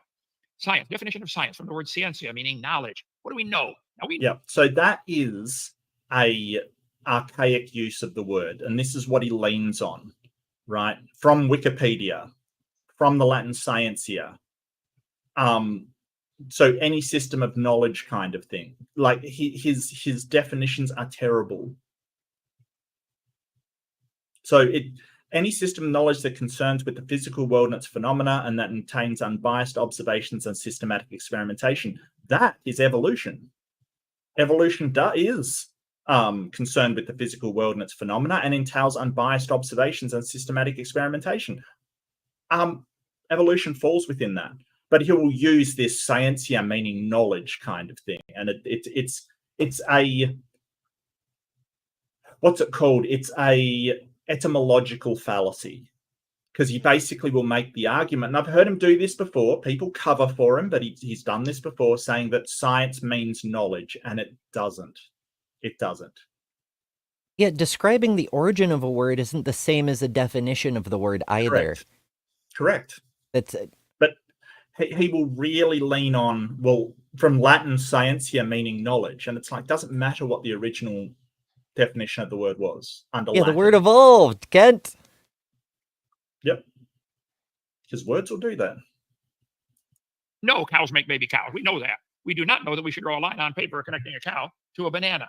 But you guys want to call this science. Here we got the cow connected to the dinosaur and the sunflower. That's not science. That's something you believe. And even if later it turns out to be true, at this point today, 2024, it's not science. Okay? Knowledge that is concerned with the physical world and the phenomena that entails unbiased observations and experimentation. Okay, do some experiments. Make a bacteria turn into something other than a bacteria. They've been trying. Or maybe an algae turn into a multicellular organism. Maybe we could do that. Oh, wait, that's already been done. Maybe turn into bacteria. Dogs. Yeah. Whoops. Or rocks turn into cows. And if a whole bunch of scientists in the laboratory can... Rocks give birth to all kinds. How about that? Finally force this to happen. That does not prove it happened in nature over millions of years. Even that would not help your evolution theory. Even if scientists could make life in the laboratory, that wouldn't prove it happened by itself. It would help demonstrate it takes intelligence to make life. That's what it would demonstrate. But even if they can make life, that's not evidence that your religion should be taught as science. Let's see. Science. Scientia, Latin word for knowledge. From the verb seer, which means to know. What do we know? Yes, this is what he does. It means to know. What do we know? No, that isn't what science means. Just because that is the Latin it came from doesn't mean that is what it means now. And so his apologists will go, oh, but that's not what he really means. He's saying exactly that and has done so for years. And they will try to, he hasn't changed at all. He's been pulled up on this and he's never changed. He just keeps saying the same wrong etymological fallacy over and over and over while people cover for him. It's kind of sad. Okay, it's used any type of knowledge or expertise. Now, science is knowledge gained from using observations and experiments. I've been saying for 35 years now, there is no scientific evidence for evolution. It's a religious belief and you're welcome to it. But you should call it a religion. That's all it is. Science, the word means knowledge. Dogmatic assertion. That says the word origin is knowledge. Right, that means that etymologically it came from the knowledge. But see how he's got this ABC thing up here? This is a children's book. He's literally got it from a children's book. easybiologyclass.com. So he will go to anything that is that he can manipulate, including children's resources. Maybe that's all he can understand is children's resources. I don't know, but about the second part of that slide where, you're right. He talks about what the word means, but he doesn't talk about applying science. All these definition of applying to science. Yep. Do you think he'll actually explain that? He's got the slide there. Yeah, but he doesn't actually tell you the definition. A definition of science, a systematic enterprise that builds and organizes knowledge in the form of testable explanations and predictions about the world. But he doesn't want to read that out. That's what cherry picking is. Mm-hmm. produce cows. We do not know that cows should be connected to every other life form. We don't know that. You believe that. And you might believe it very strongly. And you might convince other people to believe it. I'm sure the Muslims have convinced a lot of people to be Muslims. And the Jehovah's Witnesses have convinced a lot of people to believe like them. Convincing a lot of people to believe like you believe is not science. Hitler convinced 55 million Germans to believe what he was doing. Wow, Goblin's Law already. Love it. I just love that he's got a book of dragons on his shelf. Can I just point that out? Like, you know. And it just doesn't prove right or wrong. So here we go. Definition of science: a systematic enterprise that builds and organizes knowledge in the testable for explanation and predictions. I predict cows will always produce cows. I predict bacteria will always make baby bacteria. I predict, sunflowers will always make baby sunflowers. Even though we now have 70 varieties of sunflowers, they're still sunflowers. I predict it always has been that way. Though? Are they? Because, like, at what point, daisies and black-eyed Susans, and there's a bunch of others. They're all in the same family. And also, when you think of a sunflower, you tend to think of those big honking things with a single head. But there's another kind of sunflower that has multiple branches with smaller heads, but it's still a sunflower. But that sunflower can't reproduce with the big-ass sunflower because they're very different species. They branched off quite some time ago, but they're sunflowers. So if the definition of a kind is the ability to bring forth, and those can't bring forth, then what the fuck? Not a kind, yeah. Yeah, and where do you put the line? Yes, wherever you put the line, it's arbitrary. But wherever you put the line, a sunflower is not a daisy. So at some point, the ancestor did different things, Well, are they all part of the sunflower kind? Are they all part of the plant kind? Are they all part of the flower kind? We never get an explanation. Yeah. And at least the people doing what's the thing that baryonics? No, it's Baryology? Baryology. They're trying to actually classify things. At least they're trying to classify. Kent just doesn't sort of classify what kinds are and just wings it. And if you ever ask him, well, how does that work in these cases? He just goes, well, they know. I don't have to. Austin's got it. Baraminology. Baraminology, yeah. Austin, thank you. Yeah, at least they are actually trying to. Yes, it's pseudoscience. I totally agree, but at least they're trying to explain what kinds are. Kent doesn't. He just goes kinds of kinds. If you don't understand it, you don't need to know. Useless. It always will be that way. That is science. Okay. Religions attempt to understand and explain the world, but religion is not considered science. I agree. And evolution is a religion. It's not science. Science. That's a positive claim. Yep. Demonstrate, please. Or practice. Show me any creature. Show the evidence tonight, Ian, of why you believe these charts should be considered science. Why do you believe your common ancestor was a protozoa and you have the same ancestor as a sunflower? Is it because you have similar DNA? Your Honor. That's 10 seconds. Your Honor. Come on, Kent. Save it for your court date, mate. That's evidence they got the same designer. Not evidence for ancestry. Go ahead. All right, Kent. Thank you for that 10 minutes. That's 10 minutes each. Gentlemen, I appreciate the points, the arguments that we can now engage in a discussion. Let's give you the first 20 minutes or so to lead the way. Okay, So again, the question we're dealing with tonight is common descent in the origin of species. And so, Ian, let's throw it over to you and go ahead. Yeah, thanks for that, Donnie. Chuck my slides back on if you can. And Kent, that was a lot of words, basically, to say nothing. And look, out of interest, your 15 years of teaching science, how is your knowledge of botany? Like, do you know much about plants? Yeah, I'd say I've eaten quite a few of them, and we raise quite a few of them around here. I'm not the world's expert, but you should carry one with you everywhere you go, just to make sure that it makes up for the oxygen that you're wasting. All right. So what I was trying to say before, Ken, Donnie, another ad hominem, but go ahead. That's not. Oh, for fuck's sake. Okay. So what I was trying to say before. Well, so there's sort of arguments from insults, which is a thing. It's a form of ad hominem, definitely. Because guilty, Your Honor. Guilty, Your Honor. Yeah, I really find it. I did dislike when people say it's not an ad hominem, it's an insult, and it's like, yeah, one's a form of the other.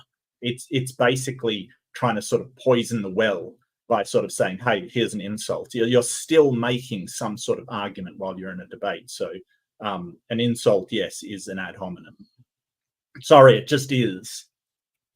Sure, but I don't think that was an insult. It's a way of being dismissive, saying Kent said nothing. It's an insulting way of rephrasing it, but it's not saying Kent is wrong because he's wasting oxygen.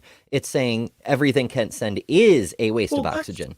That's true. Yeah, I mean, it is sort of, yeah. No, I get what you mean. He's addressing his argument as being completely vapid. There was nothing to it, and there is nothing to it. He's just basically claimed a definition, claimed his refutation of evolution basically comes down to nah, and I don't believe you when you give me the evidence. That's essentially it. That's the entire thing. It's an argument from incredulity. I don't believe it because it sounds unlikely to me. Yeah, it's not an argument. I was wondering while Kent was going, since he says the same thing every time, why he doesn't just record it and then just push play and go get a coffee or something. Yeah, that would be hilarious. But I think Kent just likes to feel like he's big and important and has the center stage.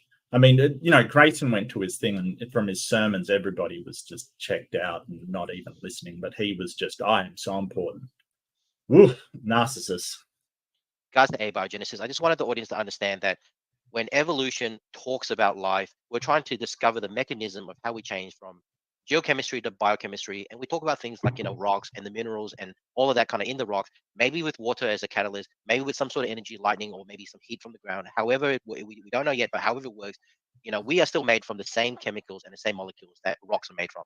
So we're trying to discover the processes, whereas you have just told me that the Bible says rocks gave birth to life and the process was magic. So I just wanted to kind of highlight, you will never find an evolutionary textbook that will say that. What you'll try to find is some hypotheses on how that can happen, whereas your position is that it's magic. So I just wanted the audience to understand that. So look, I'm going to talk about Luca now. So the way I've kind of structured this was talk about how life started and then talk about Luca. And I'll talk about one of the best evidence for Luca as well. So, okay, next slide. All right. So moving on to common ancestry, and as I said, focusing on Luca. Now, Kent, you have said in the past that all we know from, in fact, you said in your presentation just then that all we know from fossils is that it died and we don't know much about that. Could you maybe just expand a little bit? What do you mean by, all we know about a fossil is that it's died? Because I want to talk about how we know more about the fossil than just that it died. But you always say all we know about a fossil is that it died. Can you maybe expand what you mean by that? Sure. When you find a fossil, it doesn't talk. There's no date stamped on it. All you could prove is it lived for a short time to get the size it is, and it died. Could you prove it had children from finding the bones?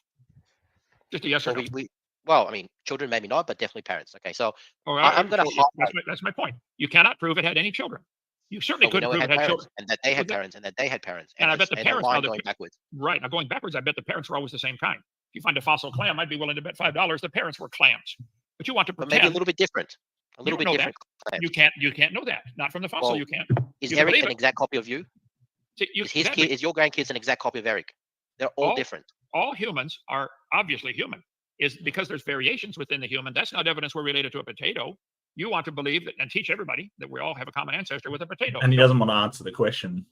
It's like, were you exactly the same as your parents? No. Were humans very different, 5,000 years ago? Yeah, we're a lot shorter. But we change over time. Additionally, to follow your line of reasoning, Ian, Kent is arguing we have a common ancestor. He's just saying it's God. Or Adam and Eve. Well, I was referring to like all life, but Yeah. Well, that's a good question. If God brought forth after his kind, are we gods? I mean, we can manipulate the universe, even if only in a somewhat smaller way. Maybe we have to live 900 years for our powers to grow or some shit. Don't you? You believe this is science? Yes, and I'll get there right now. Okay. So I do want to explore that comment, and I just want to give a couple examples of how, and using a couple of simple statements, how when you look at that statement, you can infer. Okay, so I'm using the word infer because there are levels of evidence, I should say. We can infer a lot more than just a fossil tells us that we died. So take the first sentence here. The boy lost his ball. What do we know about this? Obviously, we know that a ball was lost because it says so in the statement. But we also know that it's talking about one ball. And we know this because it says ball and not balls. So it's just one. But we also know that the person that lost his ball is a male because it says the boy being obviously male. And we know that it's one male because it says boy, not boys. Right. So that's an example of a statement where you can infer a lot more information into that than just that a ball was lost. So let me give you maybe another statement to kind of clarify this even further. So this statement here is they could not find their balls. So what do we know from this statement? Well, we know that it's more than one ball that was lost. Why? Because you're using the plural of the word. I actually chose this example just to balls. kind of distract the audience with the obvious. So obviously, with the I wasn't going to talk about anything sexual here, but it was just kind of 2 or 3 levels down and kind of talk about the kind of like seed in people's head thinking, oh, is Ian going to go this way in a sexual way? Because I keep on saying the word balls. I didn't do it at all. It was actually just done just to kind of maybe tease the audience a little. I suspected that might be like a low key strategy because so many people, and not to disparage Donnie's fine audience, I'm sure. Doki Doki, for example, wonderful person, very kind. Yeah, but, really nice. Yeah. Yeah. But a lot of people, that first level of perception is always going to go through that, middle school humor filter, and they're like waiting for the punchline. Yep, that's what I thought too. What else do we know? We know that there's more than one person. Sorry, Dr. Ian? No, I just said, that's exactly why I use this as an example. I didn't use it. I didn't go there, but I put it out there just because I thought the audience will think that's where I'm going. And you know what? He looks really irritated now that you mention it. He looks really, really irritated. That lost their balls. And how do we know that? Because they're using the plural of the word they and not just he or him or her or whatnot. So we know it's more than one person. But what we don't know here, Kent, that we knew from the first statement is we don't know the gender of these people. It doesn't say whether it's male or female, but we do know that it's several balls that were lost by several people. So this is where our 2 simple examples on statements where we can infer a lot more information just by reading into it. And that's what I'm trying to get at with the fossils. We know that a fossil is not just that it died. We know it had parents. We know from the environment where that fossil is fossilized what the environment looks like. So if it's fossilized in sedimentary rocks, deep ocean, we know it's probably living in the ocean. It's very unlikely a land animal living in the mountain suddenly appeared in an environment that was characterized by deep ocean environment. So we know a lot of stuff just from the fossils. So do you agree with this so far? Like, do you agree, Kent, that when you look at a statement, and just even maybe focus on this example if you don't want to talk about fossils, that we can infer a lot more information than just that a boy has lost his ball or a ball was lost? Can we infer several bits of information from a simple statement? So just a straightforward question to you, Kent. Yes, and you need to carry a plant with you too. You just used a whole lot of oxygen up to absolutely nothing. I said from a fossil you cannot. Well, that's innovative. I love it when people come up with something original of their own, Dr. Mark. Yeah. Just love it. Yeah. Oh yeah, yeah. He's super creative. It's only wrong when you do it, Dr. Ian. This is what you've got. I mean, Dr. Ember knows that when Dr. Kent Hovind does it, it's absolutely fine to do that. God say something, it's true. I bet you $10 Donnie doesn't say a damn thing about it. Can you? Yes or no? I'm not rich enough to take that bet. Can we? But yeah, no, he's just laughing. You said no. You said all we know about that. All we know. All right, that is not all we know. And that's my point. This sentence, these 2 sentences here, is more than just all we know. A ball was lost. That's my point. Ken. Okay, I will concede. We know that this creature had parents. Now, back to my question. Do you know it had children? I've already conceded, but we know a lot more. My point was we know a lot more than it died. That was my entire point. I've used a couple examples to highlight how you can infer more information than just that one point. So let me kind of continue on anyway, because I'm glad we agree. I always kind of want you to stop using that because I'm hoping that you understand it's more that's more than all we know, which is kind of what the point I was trying to make. Okay. Now to kind of what I think is the best evidence for Luca or evolution. So keeping in mind, Kent, that you've agreed that Genesis should be taken literally and that it is the perfect translation of God. So let's read Genesis 1:24 and 1:25. So Genesis 1:24 clearly states that not only did the rocks give birth to living creature, but if you kind of look at it carefully in Genesis 1:25 also, is that the rocks gave birth to one kind of living creature. So, and God said, let the earth bring forth the living creature, singular, after his kind, singular his, singular kind. To me, this is exactly what evolution is saying. Evolution is saying that abiogenesis happened. There was one last universal common ancestor, and from that, we evolved all the extant species that we have today. The Bible, to me, confirms this. I'm literally reading the Bible as it's written, and I'm looking at this and I'm saying, well, look, So in Genesis 1:24, God says, rocks gave birth to a living creature after his kind, one kind, so the one Luca. And then he reaffirms it again in Genesis 1:25. And God made the beast of the earth after his kind. This is all singular pronouns. It's one kind. This is Luca. I mean, it's plain as day written here in your Bible. I'm using this as evolution of evidence for evolution. Prove me wrong, Ken. What am I not reading literally in this Bible that you said that I should be reading literally? What am I not understanding from reading this literally? Okay, first of all, it does not say the rocks gave birth. It says bring forth. Let's bring forth. Let that. I can bring forth the milk out of my refrigerator. Okay. You told me bring forth me. Yeah, he doesn't answer the question, and he already said you confirmed with him. Bring forth meant to give birth in earlier. Yep.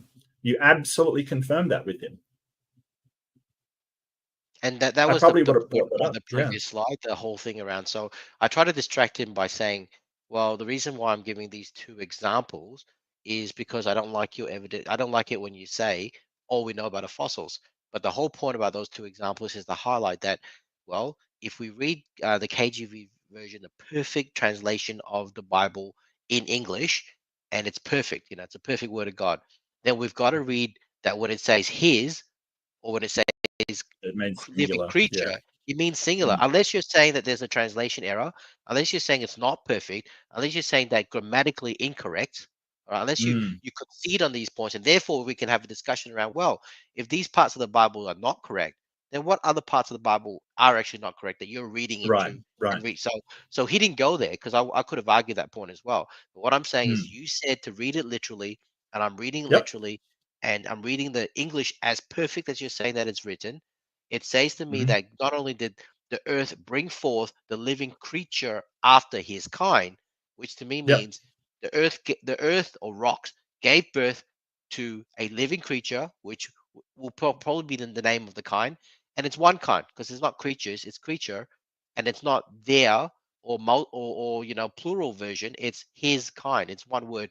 And my two examples before was to kind of highlight his, they, them, her, that kind of stuff. So that was the whole point about all that kind of discussion before.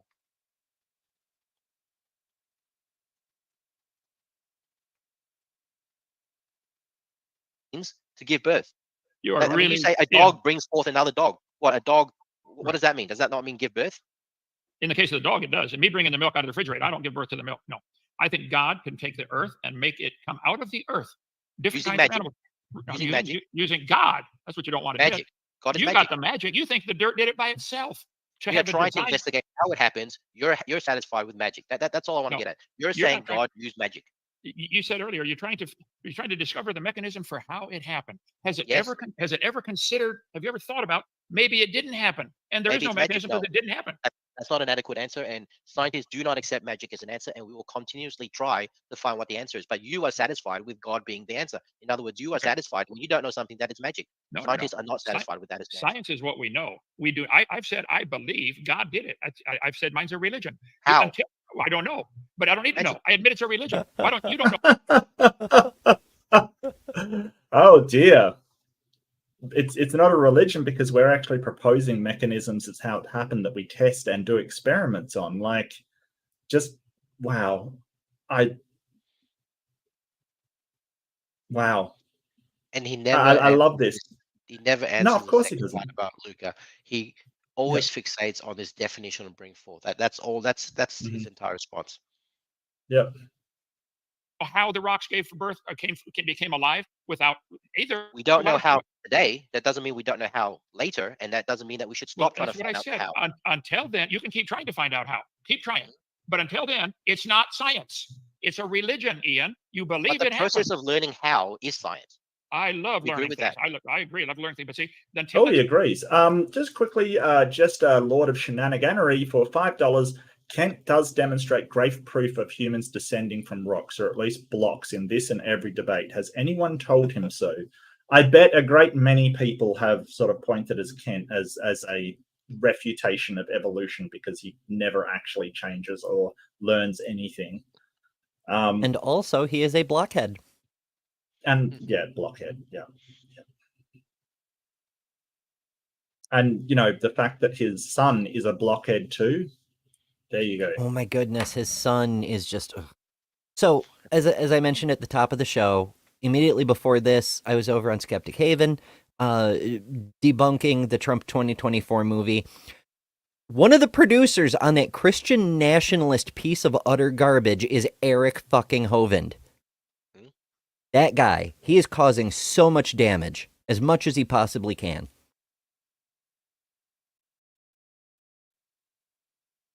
Just a mini rant, that's all.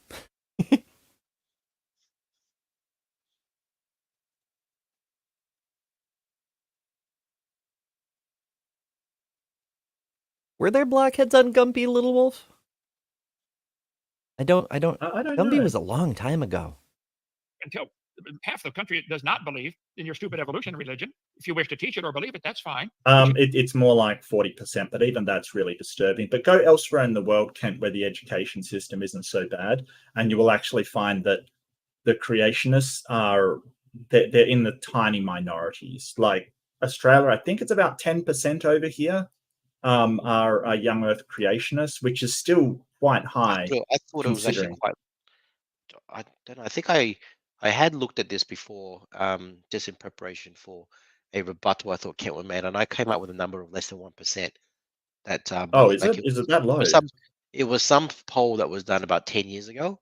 It was around the 1% mark. Oh, okay. Is it that low? Wow. Okay. No, that's good. But that's good. It makes sense. So we've got about, I think, what is it, the 2022 census? It was close to 40% of Aussies are atheists. Yeah. So if you've pretty much wiped out almost half the population that way. And maybe I'm thinking of general creationism kind of thing, not young Earth. That could be what I'm thinking of. Well, yeah, because you've got 60% obviously, and most of them are Catholics. I think most Christians in Australia are Catholics. So of that 60%, majority of Catholics, and Catholics mostly accept evolution. No, it's only about 43% are Christians anymore. Like they've actually stopped being majority. And I think what's the biggest nuns are about 41. Yeah, but the biggest one definitely is Catholics. There's no doubt about that. Yep. So I've always thought young Earth creation was an American problem. Like all my mates in Europe, they've never heard of this concept of the young Earth. It seems to be only an American problem. Yeah. They're trying to export it as quick as they can. But yeah, I believe it was an American Baptist who made the modern version of it. And Ken Ham immediately saw the possibilities for grifting. So, Yeah. We sent him to you guys. We figured, well, we don't need him here. Americans will love him. He figured Americans would be easier marks, and he wasn't wrong. He wasn't wrong. Yeah. The guy should admit, at this point today in 2024, we don't know. We could not prove it happened. We can't make it happen. We don't know for sure this is how it happened. You need to stop using things like half the country or paying the taxes, because that's an American thing. I'm not American. None of that sounded relevant to me. And the people that believe in evolution in my country, Australia, is much larger in America. So just saying what happens in America is not the same as what happens in Australia. Yeah. And so, really, you go to Europe and nobody believes in young Earth creationism. Like nobody. And the amount of scientists that believe in young Earth creationism is tiny, like 1%. Just tiny. 1%. Yeah, I think they came up, but there was more people more scientists by the name of John or something Stephen. Yeah, that support evolution than all of the young Earth creationist scientists out there. All of them. Like it's crazy. Mm-hmm. Oh. In Russia, for the Australians, the percentage of creationists is 34%. Yeah, but that's not young Earth. Like creationism can include old Earth creationism. Okay. God created the Earth, billions of years ago, kind of thing. So it doesn't include the Hugh Ross kind. Yeah. I'm okay. We'll get my material translated into Australian. Okay. No, I did not. The Bible does not say. You asked, what are you reading? Please don't. But here's the thing. Like most Australians, it's not really, like, it's not something that we would accept. We kind of really, we really like the sciences over here. It's sort of this, why would we believe this absolute nonsense? I don't know. It's just really weird. I don't understand how America got itself in this predicament. it seems wild to me, just wild. I don't know. Maybe Dr. Ember can. It's complicated. Yeah. It has to do with political nonsense, actually. We spent the years after the Civil War until the Korean War building up our public education. And then after the Korean War, we started trying to dismantle our public education. Possibly and primarily because of integration. As the government tried to force Black people into white schools, there started to be a movement among the more religious groups to create private schools, not for better education, but so their children wouldn't have to go to school with brown people. And so they started trying to take apart the public education system as a means for justifying private education and to make homeschool a viable thing again. And one of the ways they were able to push towards that end was to start promulgating this kind of nonsense. It's not just this particular nonsense. There's a lot of different nonsenses. That they actually all makes draw sense. up. Yeah, that 100% makes sense, because I think most of the young earth questions that I've interacted with, at least in YouTube, so I'd say, probably a very skewed niche kind of sample, but I reckon the majority of them, 90% plus, have been homeschooled. So I wonder if there is a link between the homeschool, the high percentage of homeschooled yeks in America, and the fact that they believe in young earth creationism. I mean, if you got and then that's what they're taught in homeschool. Yeah, if your and you parents get charter schools coming through now, which have no curriculum that they have to teach, and that's scary as well. Yeah, it's pretty trippy. I mean, AIG, a huge part of their income is homeschool curriculum. PragerU's been getting into that field as well. It's really profitable to indoctrinate children in blatant falsehoods where they'll grow up and send you 10% of their money for life. I know this isn't kind of pertinent to the discussion today, but at some stage I'd be interested to kind of understand, where are the standards? Like, I know there is a very small percentage of Aussies that are homeschooled, but they need to be homeschooled through approved material. Yes. So yeah, I just like, who approves the material? Like, isn't there some sort of standard? I would have thought that if you're going to allow sort of. It varies from state to state. Right. That's what you've got to remember.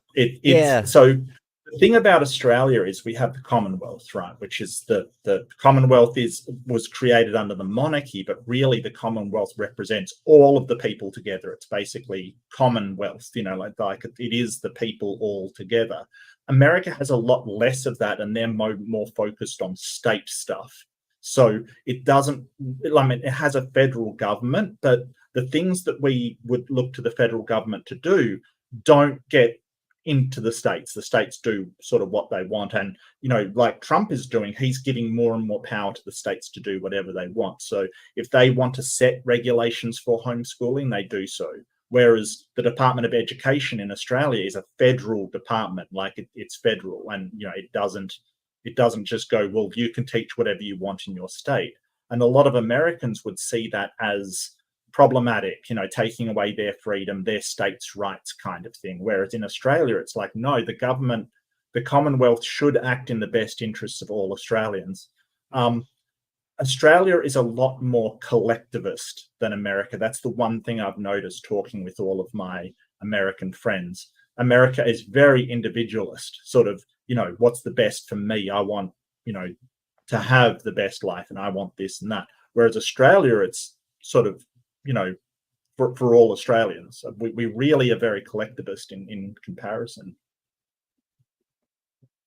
Yeah, and sadly, our system is highly susceptible to corruption. Like, even in states where there is oversight as to what can go into a homeschool curriculum, it's absolutely acceptable, apparently, since no one's been prosecuted for it, for, say, PragerU to waltz in and literally bribe the officials, like just hand them suitcases of money and get a rubber stamp on their application.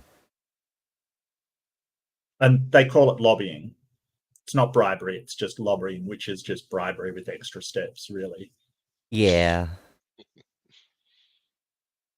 But, that's and I mean, it sort of is, I really think that the gun debate is really one of the things that, you know, I really like the idea that, you know, we had this horrible things happen and the government just stepped in and said, no, we're not going to trust you with firearms anymore. Bad Australians, you're going to have them, you know, you've got to turn them in or get a registration and licensing for them. No more of this stuff. I like that because, you know, they absolutely did what was required to make us safe. But America doesn't do that. It's like, well, we can't take away the rights of people. You know, it'd be bad if we took these rights away from them. It's so wild how we get about rights too. Like, first of all, nobody gives a fuck about responsibilities, the other side of the coin. Right. But the second is the way that we cherry pick our own legal documents the same way these guys cherry pick from their holy book. Like, they get all, Second Amendment. The Second Amendment guarantees you the right to be part of the militia. You can go join the militia and have all the firearms you want. What do you mean? Like, it clearly says that, but they only pick out the first sentence. The right to keep and bear arms shall not be infringed. Drives me bonkers. And I think it's also American exceptionalism is a problem as well. Like, us Australians, we're very aware of how big idiots we can be. Like, we're very aware that we can all be idiots. Like, you know, I've done idiotic things. Dr. Ian's done idiotic things. Everybody does idiotic things, and go, okay, well, let's you know, balance our laws for complete idiots, because really that's what we are. Where Americans go, well, we can do no wrong. It's like, dude, no. Have you met the average person on the street? Have you thought about yourself in your worst times, kind of thing? You're an idiot. You really can't be trusted with, you know, this thing. I understand that most adults run on hormones. Yeah. Anyway, I was just gonna say, because we're sort of halfway through, and I think this will be 2 hours, 4 hours if we keep going. So, did you want to continue the rest on your channel, Dr. Ember? Oh, we can if you want. Yeah. I don't want to be too long, and I know it's going to be 4 hours if we continue this. Did you want to come to the next one, Dr. Ian? Yeah, I would love to. Really enjoy myself. No. Really, if it's at the right time and stuff, definitely enjoy myself. Oh, same time, exactly the same time. 4 arguments are presented, and we've gone to the first 2, and it was very, I guess, theologically based. It was around using the Bible to support what I wanted, and it was really done to kind of get Kent really upset, you know, kind of. But he didn't answer this one anyway. The next 2 is more genetics based. So I talk about chromosome fusion 2 as an example, but in a slightly different way than what like I keep on saying, more science-minded people like you, Mark, Ember, would kind of maybe discuss it. I go less on the science and more around, well, if you believe in this, why don't you believe in this? So it's more like dumbed down version, but using chromosome fusion as an example of that dumbed down version of the argument. And then I talk about ERVs and ALU elements and line elements and stuff. So the next 2 is more genetic based, but the first 2 is more theological. And as you didn't answer the theological part at all. No, he didn't. And I can tell that he's getting really annoyed because you're not leaning into his usual nonsense. And I talk about this a lot, how he puts out these red herrings, and I call it the rabbit. He'll try to make you mad. But like, I know your style, Ian. You're not going to be made mad by, you know, him saying, oh, it's a religion and science is knowledge and all of these just bait. Yeah, that's the one. The big fat red herring where he's basically just trying to make you go down these lines of questioning. You're just sticking to your own lines, which I love. I absolutely love. You know, you're not bothered at all, and that's probably because you're not taking him seriously at all. I don't know who would take him seriously, but no one does. Well, no one does. Like, someone in the chat was the IRS does.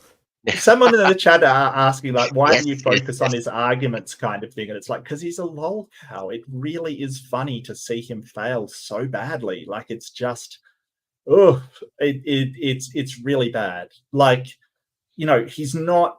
You know, I guess next week we'll be going into ERVs and the actual genetic evidence for evolution, and he won't go into that. He won't. He'll just make straw men of the whole thing. So it's funny to see how much somebody can take a very serious subject that is a scientific discipline that's foundational to biology and foundational to medicine, and just make it such a bad straw man out of it, just a total misrepresentation out of it, which is what he does. It's what he does. Like, do you actually believe that the reason why we think things are related is because of lines on paper? Do you really think so? Because if you do, I've got bad news for you. Just saying.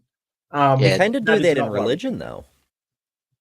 Like, well, you know, yeah, when you start a family, you get married, and you know you're married because you get a marriage certificate. So you are now a family. You are now related because of lines on paper. Well, there you go. I think in one of the arguments, he actually said something stupid. I think I called him out, and I said, "So is that what you actually believe?" It wasn't quite the lines of paper; it was something similar. I can't remember what it is, but I'm sure we'll get there. Hey, I know we're kind of closing out this discussion, but Mark, this as a debate dissection, it would be great for me as obviously a beginner. When I've only done several of these debates. I haven't done anywhere near as many debates as you, Dr. Mark, and all these discussions that you have, Dr. Ember, as well. Maybe if you, Dr. Mark, and Dr. Ember can maybe give me some critique, or maybe even some, pointers or things on how I can improve these debates kind of going forward. So, very, very much around, my performances and how badly I did and how I could fix that. And also, maybe things I did well and maybe how I can do more of. So, just some feedback from, because I know you're quite experienced in this, Dr. Mark. Well, it depends on what you're looking to do, right? So like often I've said, hey, I give my perspective as in my debate style, and that doesn't mean it's the best thing. Like if you're looking to absolutely make Hovind annoyed in the debate, which is what some people go in against Hovind to do, I probably couldn't give you any advice. I think that maybe the sort of things that you were going to was a bit too long for the audience. Like we sort of understand what you're saying beforehand. You don't have to dwell so much on the ball thing kind of thing. But if your intention is to like explain things to the audience, it maybe was a bit too long. If your intention is to annoy Hovind, don't change a thing, because that was annoying the crap out of him. Like I could tell he was actually annoyed. So it all depends on what you're after, what you're trying to get across, kind of thing. I don't have a lot of criticisms. It's very small. Sort of, I love that you've used the Bible. I love that you're taking notes. I love that you're using presentations. I don't have a lot to criticize you on, Ian. Honestly, mate. Okay, well, that's honestly from you, Dr. Mark. That's definitely high praise. Sorry, Dr. Ian. Yeah, sorry, Dr. Ian. I have to use it. Yeah. Similarly, I point out the stuff I love. It's great. There's not a lot to dislike. Like I could suggest perhaps that when you have 10 minutes, take full advantage, weaponize that shit. But on the flip side, the way you're using what time you do take strategically, it lends more weight to what you're doing.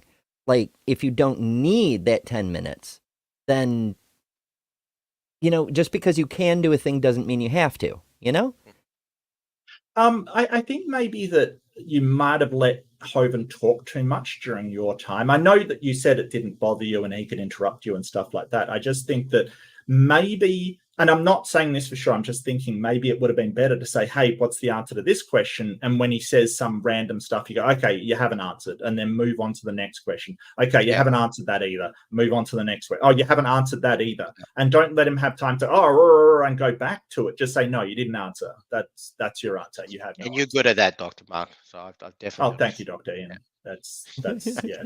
But I don't know. Maybe it wouldn't, because he certainly was, really annoyed by what you were doing. But I mean, I'm generally in there to provide the audience with some sort of alternative that is supported by science and has tons of evidence behind it. But not everybody is like that. Dr. J. Bundy went in there just to confuse and annoy Hovind as well, and he had a great time doing that because he absolutely did confuse the hell out of him, which was hilarious, quite frankly. A lot of atheists didn't like that debate. I found it was hilarious, because I knew what he was trying to do and did it very effectively. Yeah, absolutely. And as I've said, I've enjoyed all your debates so far. You come up with very creative ways to approach these things, and they're super enjoyable. And that's true for this one too. I am having a blast. Oh, great. Thank you. Absolutely. High praise indeed. High praise. And so I've been asking Donnie to set me up with another debate. Possibly not with Kent, unless there's a really good reason as to why. That's fair. I've asked Donnie. I've given him a list of some people I would really like to debate, and one of them is Sam from Redefined Living. So Donnie's quite excited about that. He reckons it'll be good, but he needs to convince that would Sam. be awesome. Yes. Yeah. And How I are think, you on pre-sub? Because Sam's thing is pre-sub. Yep. No, and so my view is get me in the debate with him. I don't care what the topic is. We can make whatever I say vaguely fit whatever topic it is, right? But it will be still it will be on my terms. I still argue what I want to argue, but I'll make it fit whatever topic that you've kind of arbitrarily put it. It was Donnie that kind of suggested, a good topic could be common descent. I said, yeah, let's do that. And you can see it's kind of related to common descent. It's not going to be really related to it, but I can make it fit however it fits. The only reason why I said Sam was, well, frankly, and if you're listening, Sam, I don't like you, and the debate that I'm going to have with Sam is going to be exactly the same tone, maybe even worse, than what I'm having with Kent, right? Whereas if you go look at my previous debates with T-Rock, I've got nothing against it. But wow, yes, I will be professionally mean. So you've seen my debate with T-Rock. I don't actually mind the guy. I think he's 100% wrong, but I think he genuinely believes what he believes, right? So I've got respect for him for that, right? So I'm more professional discussing that or having a debate with him than I am with Ken or even with Sam. So cross fingers, guys. If we get one with Sam, I think that would be quite fun. Nice. Yeah, no, I'm all in favor of that. I would definitely watch that. I have pinned Ian's channel, so go and check him out. Give him some support because he does some amazing debates. He definitely has some interesting ways, and the Hawaiian shirts are always hilarious. I really love your debates when I do see them. But so we're going to wrap it up. Dr. Ember, what do you have coming up? What's on the cards for you? Oh goodness, there's so much stuff. Well, we have an interview next week because I was an idiot, and it was supposed to be this week, and I totally forgot about it. Totally my fault, and I so apologize. I've been all over the place the last week, kind of thing. So I really do apologize. But it's been a rough week, yeah. Yeah. But yeah, so that'll be Friday. My Friday. What did we say? 8 o'clock. I think we're still 12 hours apart, so it's 8 for both of us. Yes, it's 8 a.m. my time. Yeah, and 8 p.m. Eastern time. That will be Friday night. I want to say. Yeah, Eastern Friday time? Night for me. Yeah. Yep. And then Saturday, of course, part 2 of this will be over at my place. And tomorrow, Sunday, I do interviews at my place on Sundays. I've got the Apostate Sisters, some up-and-coming cult escapists. They're coming over for Atheist Live's interview. That they are such great people. If you haven't heard of them, come over and meet them. I don't even care if you don't subscribe to my channel because you need to know about them to subscribe to theirs. That's how cool they are. Yeah, they have a lot to say, and it's very amusing, but also very moving. So yeah, it should be a good one. And also on yet another channel, the Transpositions, I do good news on Transpositions Weekly. That is Thursdays at 8 p.m. Eastern, which unfortunately is the same time as Nick from In Time does Downtime, so I don't get to catch Downtime as much anymore. But the good news is there are replays. Once a live is done, you can just watch it as a VOD, so you can catch both shows. Yeah. And there's other stuff too. Find all my links on my website, BetterThanEmber.com, because there's too many channels to go through all of them, so I just put them up there like a link tree. Okay, fantastic. Thank you so much, Ems. Where's your link tree? Do you have your link tree? You can shoot into chat. Is that a thing? Yeah, I probably can. Like I said, it's just the website.